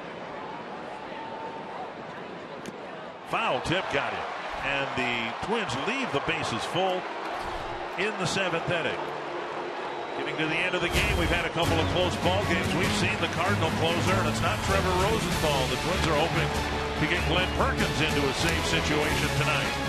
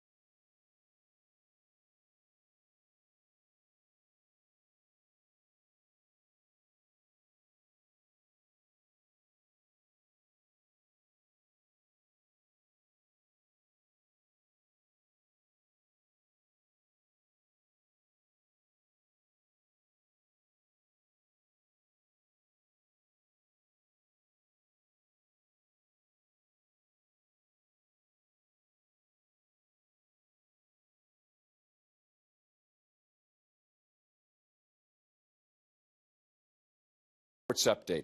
Friday night here on Fox Sports North, the Twins play host to the Chicago Cubs, the first of a 3-game weekend series at Target Field.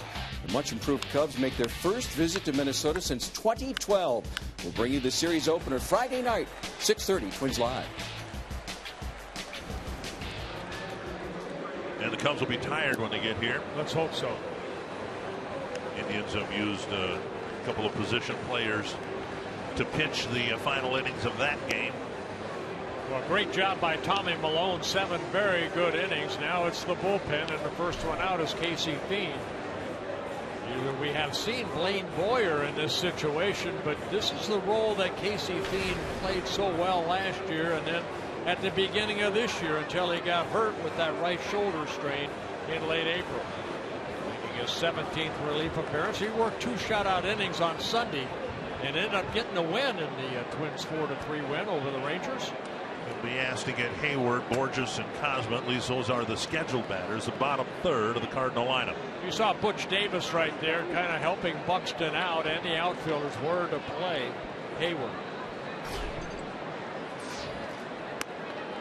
And a high strike called on Hayward. He has 2 singles tonight. An RBI single to center in the second. He pulled one on the ground through the hole on the right side leading off the 5th.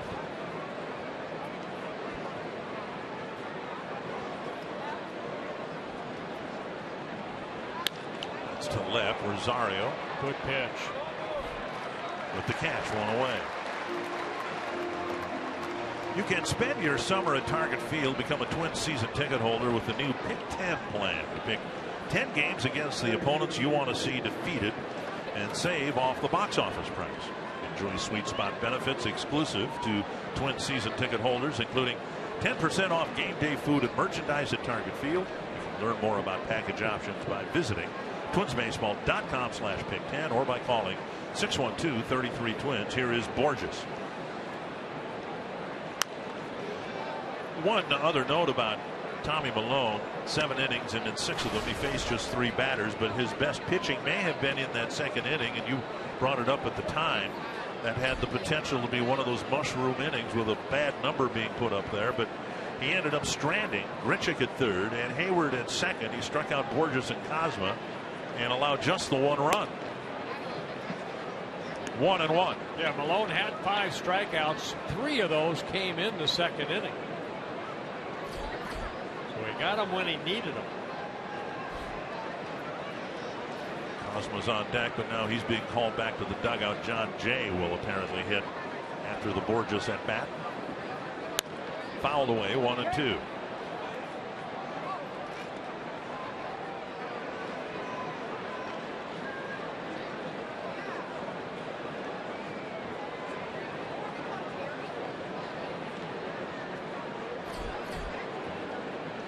The more you watch this game,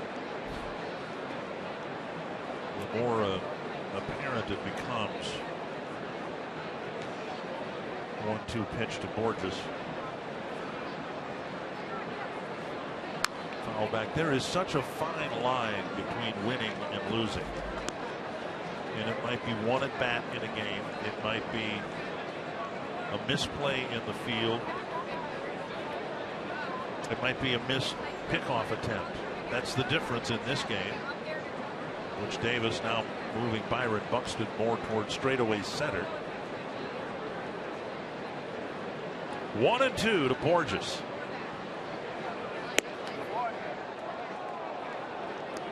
And now 2-2.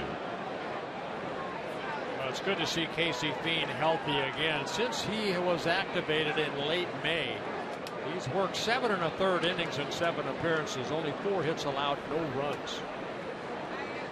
He's showing that he's healthy again. Bauer has it deflect off his glove. It's a base hit, and Borges going to second base. He hit it right off the end of the bat.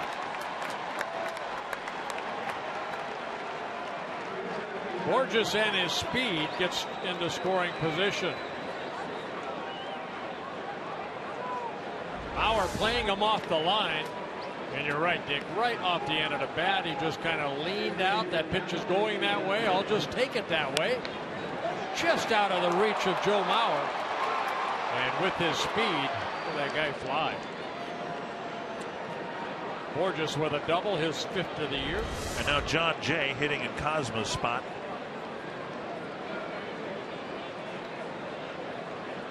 Tying run at second, and any hit to the outfield should tie the game. Fox Tracks presented by Carrier. Up and away, ball 1. John Jay pitched hit in yesterday's ball game, laid down a sacrifice bunt. He's not asked to do that here. And Thompson warming up down in the Twins bullpen. Another left-handed hitter, Colton Wong, is on deck. Jay is a pinch hitter, 3 for 7. And a strike taken, 1-1.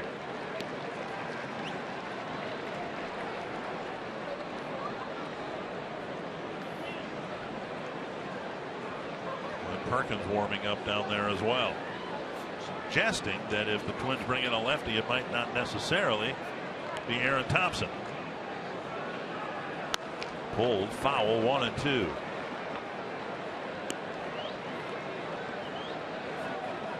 Yeah, John Jay really hasn't got on track this year. He came into this year after 5 major league seasons a .295 hitter.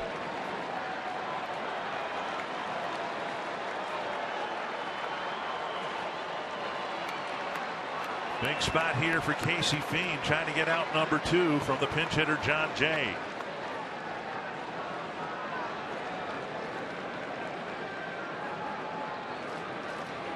Got him.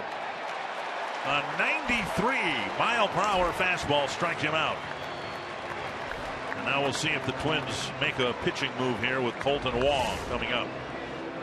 Well, good fastball right here, outer half of the plate, and Jay swings through it. So a big strikeout for Casey Fiend. And now it's a question of which lefty, Aaron Thompson or Glenn Perkins, and it's going to be Glenn Perkins. So Paul Molitor said at times he would ask Glenn to get 4 outs, and that's the call here in the first game of this homestand. Casey Fiend giving up a double off the end of the bat. Perkins will try to strand Borges at second base.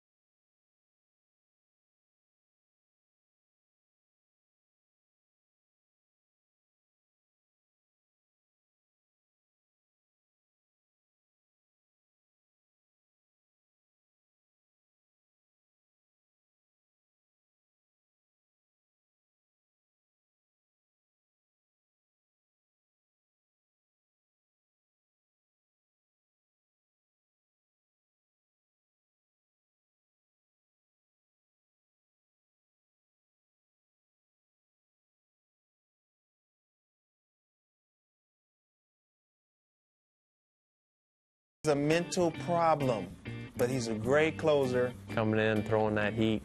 I think he's probably got one of the best sliders, in baseball. Love when he's on the mound because I know we got a chance to win. Certainly takes his closer role seriously. We're lucky to have a guy like that at the end of the game. And the official end of the game begins here in the 8th inning, not the 9th. Well, 2 times already this year, Perk has come into the 8th inning trying to get a save, and he was successful. Once here against the Oakland A's back in early May, and then he did it again here against the Boston Red Sox toward the latter part of May. So 22 for 22, the most in the American League in saves. Fastball up high. Colton Wong is 0 for 3. Has not gotten a ball out of the infield. That was against Tommy Malone. First appearance for Perk against the Cardinals. Outside 2-0. Wong hitting left-handers very well coming into the game. 273.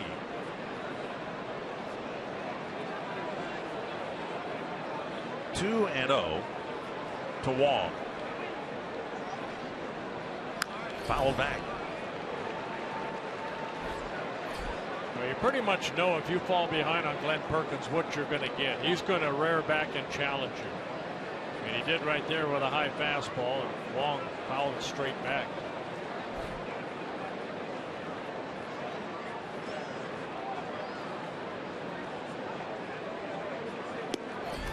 Just missed the outside corner. 3-1. Pretty good pitch right there. Base is open, and another left-handed batter. Carpenter's on deck. Fastball away. Off the plate. 3-1 to Wong. You're not an umpire. Fly ball left field. Fairly deep. Rosario back under it. Inning over. The lead is preserved. It's still 2-1.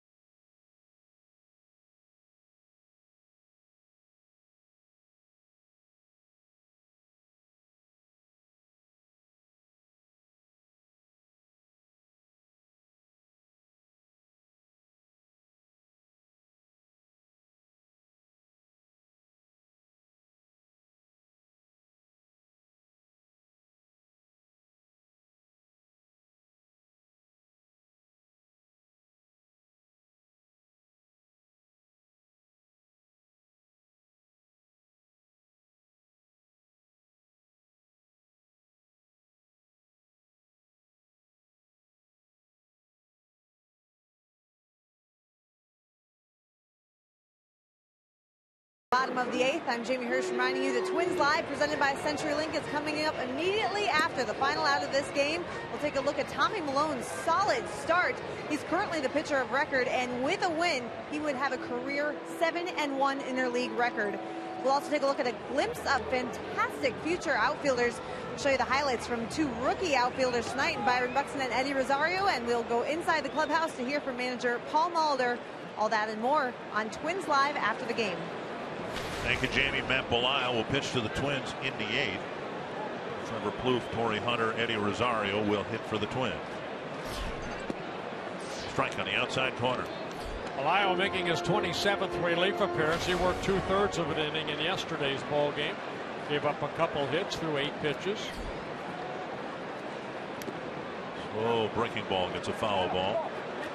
Cardinals have lost their designated hitter for the rest of the game. They took their DH Peralta and put him in at short. Yeah, the only 2 bench players that Mike Matheny has are backup catchers. Tony Cruz and Ed Easterling. And on 3 pitches, Plouffe strikes out looking. Swung at the curve, took 2 fastballs on the outside corner.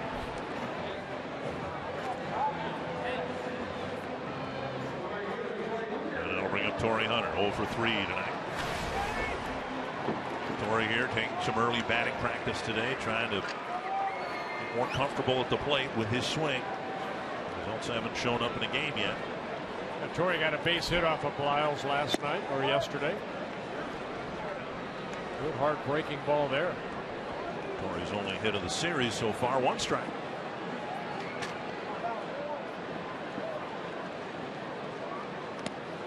One and 2. Twins hoping to build a winning streak here today. Start one with a win. And it was on this date back in 1991. The longest winning streak for the Twins came to an end in Baltimore. 15 straight to start the month. Crack foul. Andy Milligan with a big hit at the old Memorial Stadium against Rick Aguilera. 15-game winning streak that saw the Twins go from last in the old American League West to the top spot. Inside, and it's 2-2.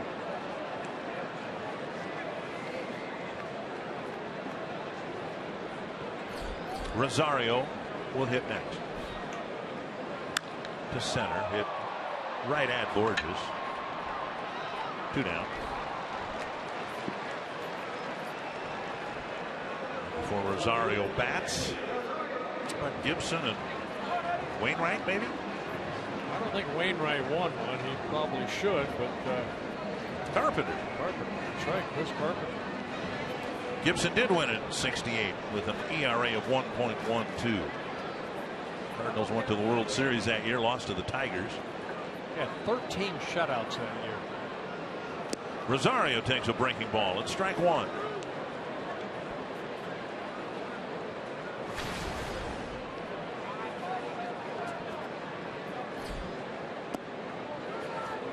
Offense was down across both leagues that year. We talked about it yesterday, day before. There was only one 300 hitter in the American League in 1968.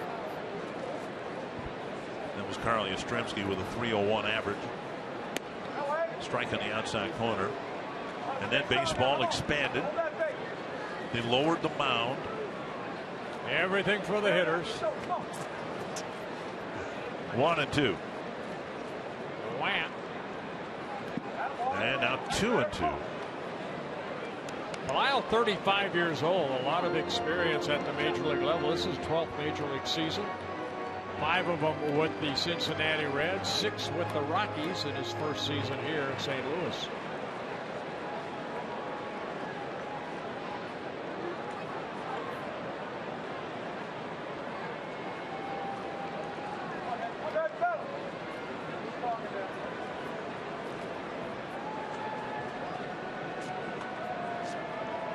Two and two to Rosario. What a piece. Stay alive. The Royals are going to win. They're leading the Brewers 6-1 in the 8th. White Sox are losing bottom of the 9th, hoping to avoid their 6th straight loss. Indians have lost 17-0.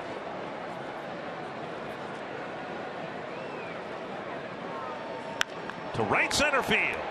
Rosario will get an extra base hit. It'll roll slowly to the wall. And he has a stand-up triple with 2 outs in the 8th. Boy, you got to like the way that Eddie Rosario has taken every opportunity to show what he's made of. Very, very good hitter. You know, he fouled off a pitch, a breaking ball that was down to keep the bat going. And right here, Delisle gets a breaking ball left up. And Rosario, we have seen short, compact. Ball just comes off his bat very nicely. Splits that gap out in right center. By the time that Borges and Hayward could get to it, it's a triple for Rosario. His first in his career. 18th triple for the Twins this year, and about half of them come in the last week. Had 3 in 1 inning in Texas. Buxton's first hit was a triple. Now Rosario gets one.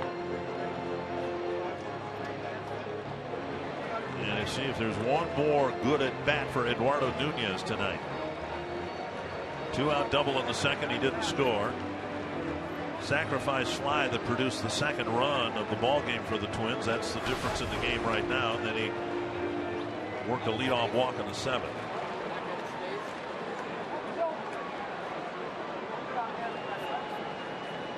Twins trying to get an insurance run here. Down and away, ball 1.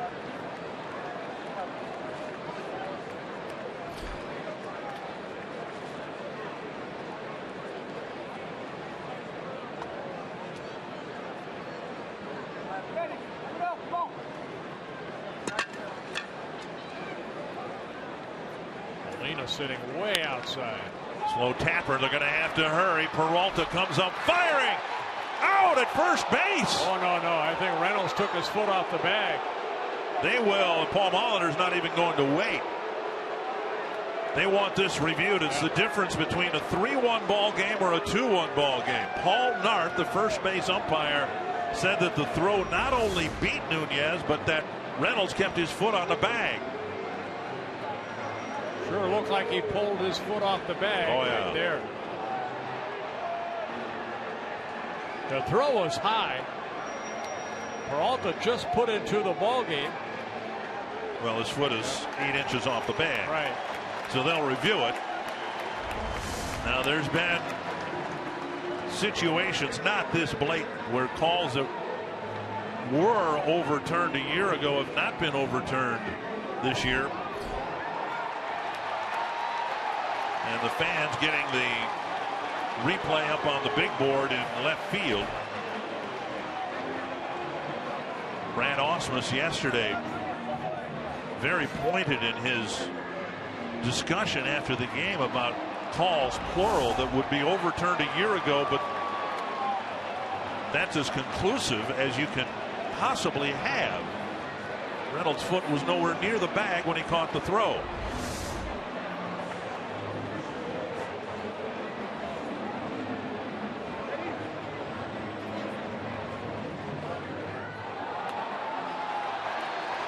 And they showed it again on the big screen. This should not be taking very long, and the only reason I think it is, well, Joe West looks like he's ready to take the headset off. Safe. Run scores. It's 3-1. And credit Nunez for hustling down the line and beating out an infield hit. Well, we saw it from Buxton, and you're going to see it from Nunez. A lot of the players, when they hustle down that line, they make that infielder maybe hurry his throw. And Nunez gets an RBI, his second of the ball game. It's just the second run the St. Louis bullpen has allowed in June. And it's a big one because now it's a 3-1 ball game. Here's Shane Robinson. Keep an eye on Nunez here. There's a decent chance he's going to take off. It's been his night. He's played a steady game at short. He's had 4 good plate appearances.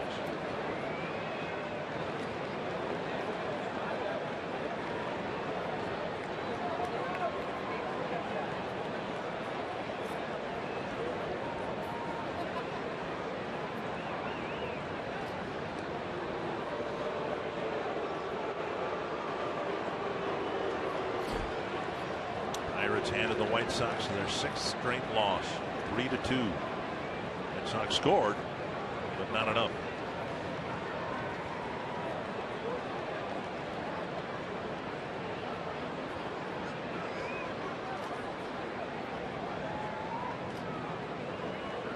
And they pitch out. Belisle with a big leg kick, and then a pitch out. And Nunez was staying put.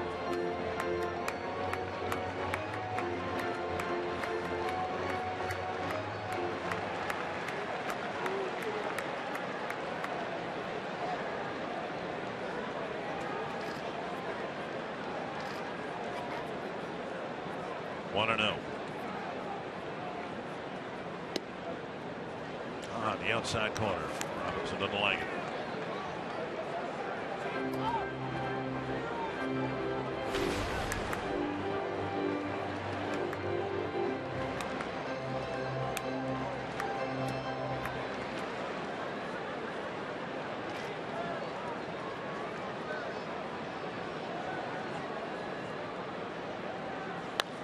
Punch down the right field line, foul.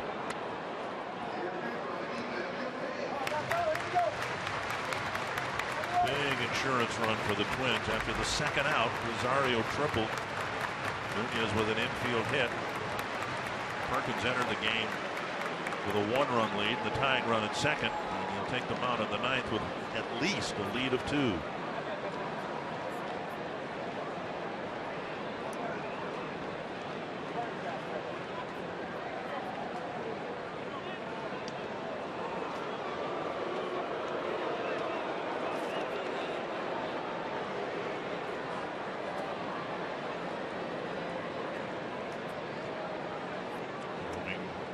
That gray one. If they sit much longer, there are going to be a few more gray ones in there. 1-2. 2-2. Belisle just missed the corner.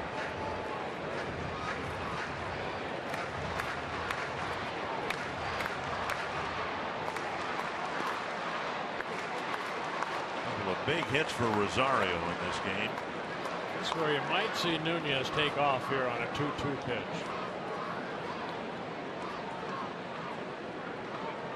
Curveball.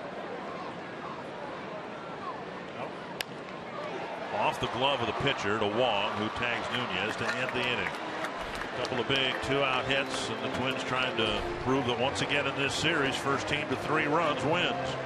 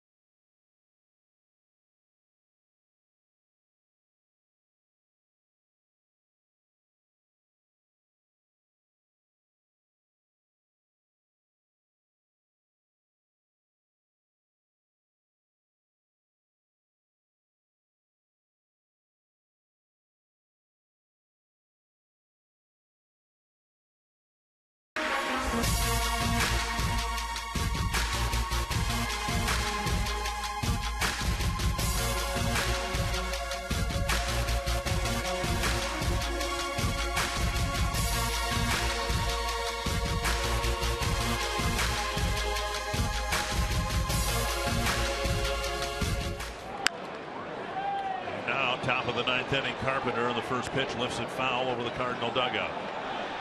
Carpenter, Peralta, Reynolds, the 2, 3, and 4 batters for the Cardinals. Boy, that added run for a closer is so important.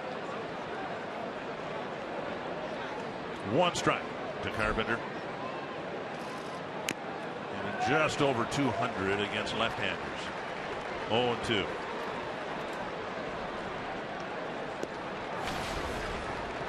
Carpenter and then a couple of right-handed batters, Peralta and Reynolds.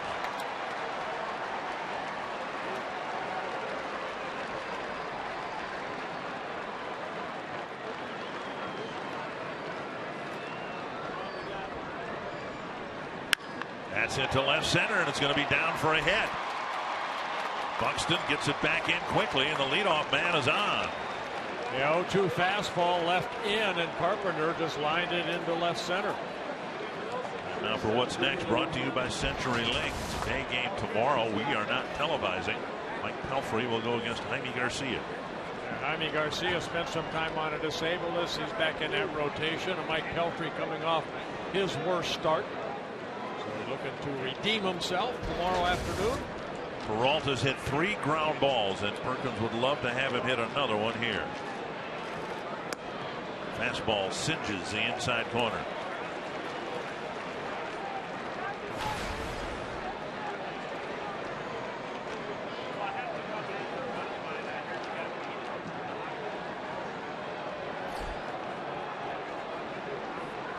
Fouled back with Peralta trying to tie the game.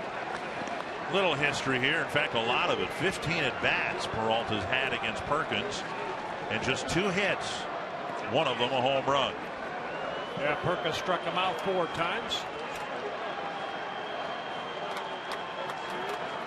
0-2, as it was to Carpenter, now to Peralta.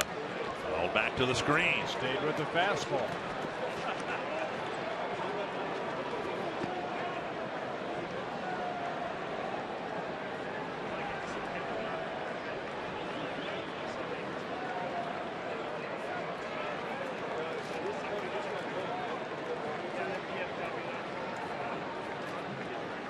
Very high.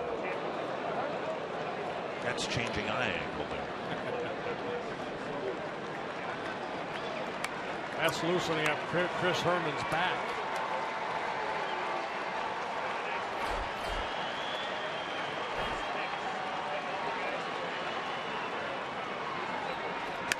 Hit to the corner. Rosario with it. It comes out of his glove. It'll be a hit and a single with Rosario having it in the glove, but it rolled out. Yeah, Rosario's reaction, basically, I should have caught that ball. It had some sink on it right there. Rosario got a good jump. He got over there. He dove for it. Good concentration. In the glove. And when it made contact, it just slipped out.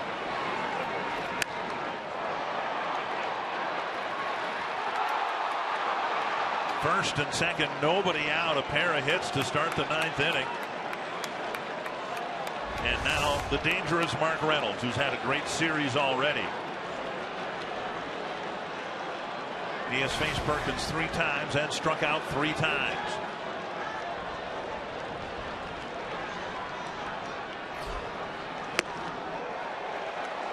Strike 1.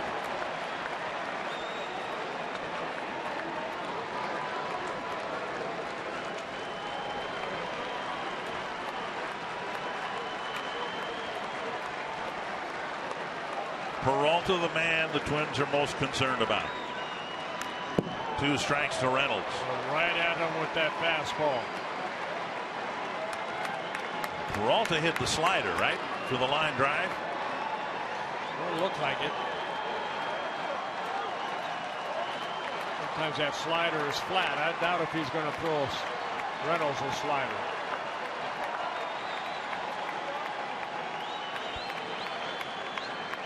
Sherman set up. He stayed with a fastball at 95. Brian Murphy of the St. Paul paper made a wonderful catch in the press box.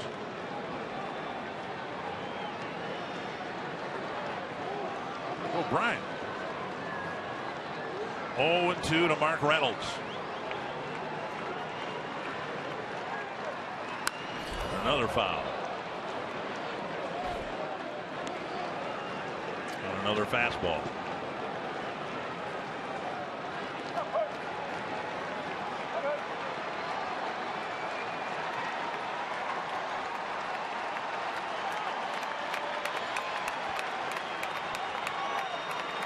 Four straight fastballs to Reynolds.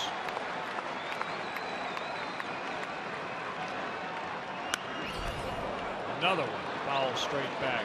Dialed up to 96 miles per hour.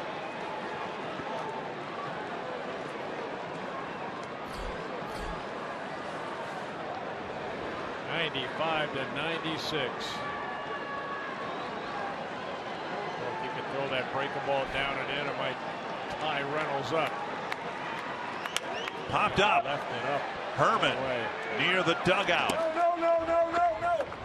Just out of his reach. Well, one of the concerns, I'm sure, if you throw it in the dirt and Herman can't block it, now the tying run is in scoring position. Well, you have to trust your catcher.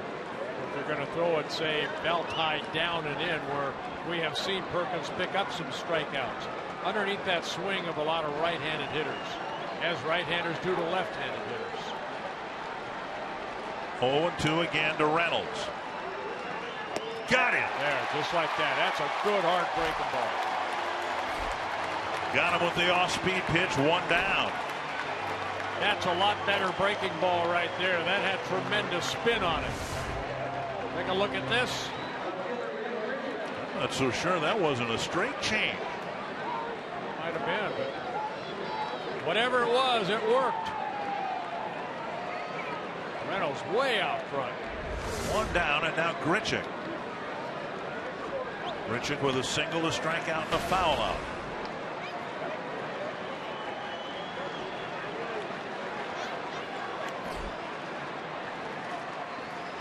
Fouled away, and a pitch that might have been outside. 1 strike. When you're on deck and you watch Reynolds get all those fastballs, you have to be ready to swing. And Grichuk was. He just fouled that fastball off.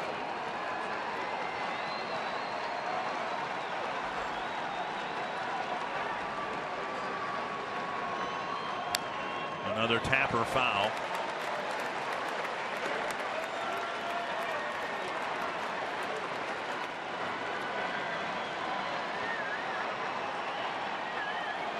Oh, 0-2 to Grichuk. Molina on deck.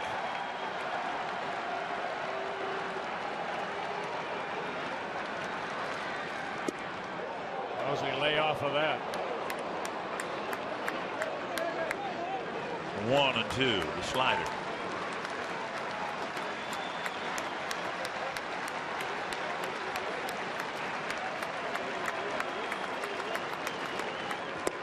Two down. Came back with the slider, picks up his second straight strikeout.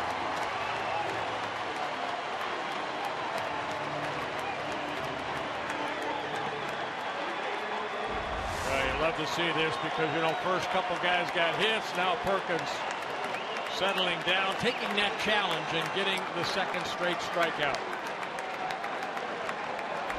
Molina tonight hit one to the gap in left center his last time up. A 2-out single. He tried for a 2-out double and Rosario threw him out.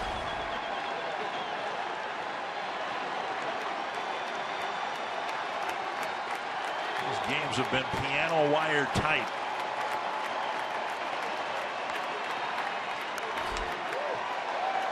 Upstairs fastball fouled to the backstop. 1 strike.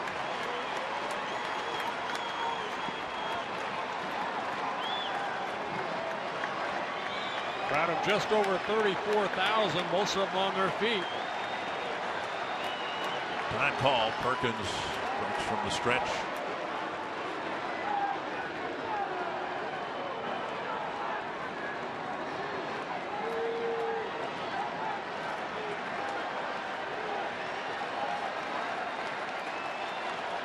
One strike to Molina. 2 strikes. And the Cardinals are down to their last string.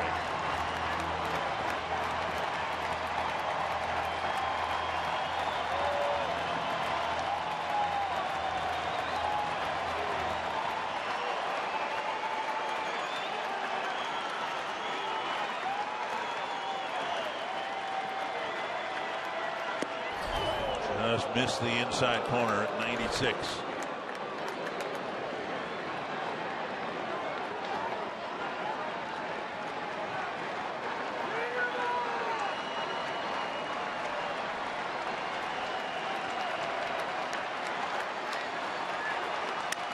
Squirted to the right side and foul. I think that broke his bat.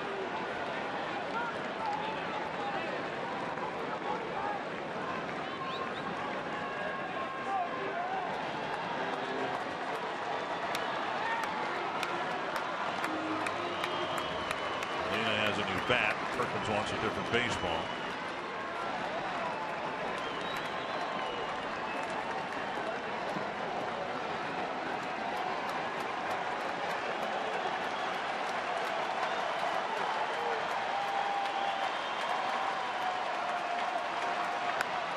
A check swing to Perkins, ending the game.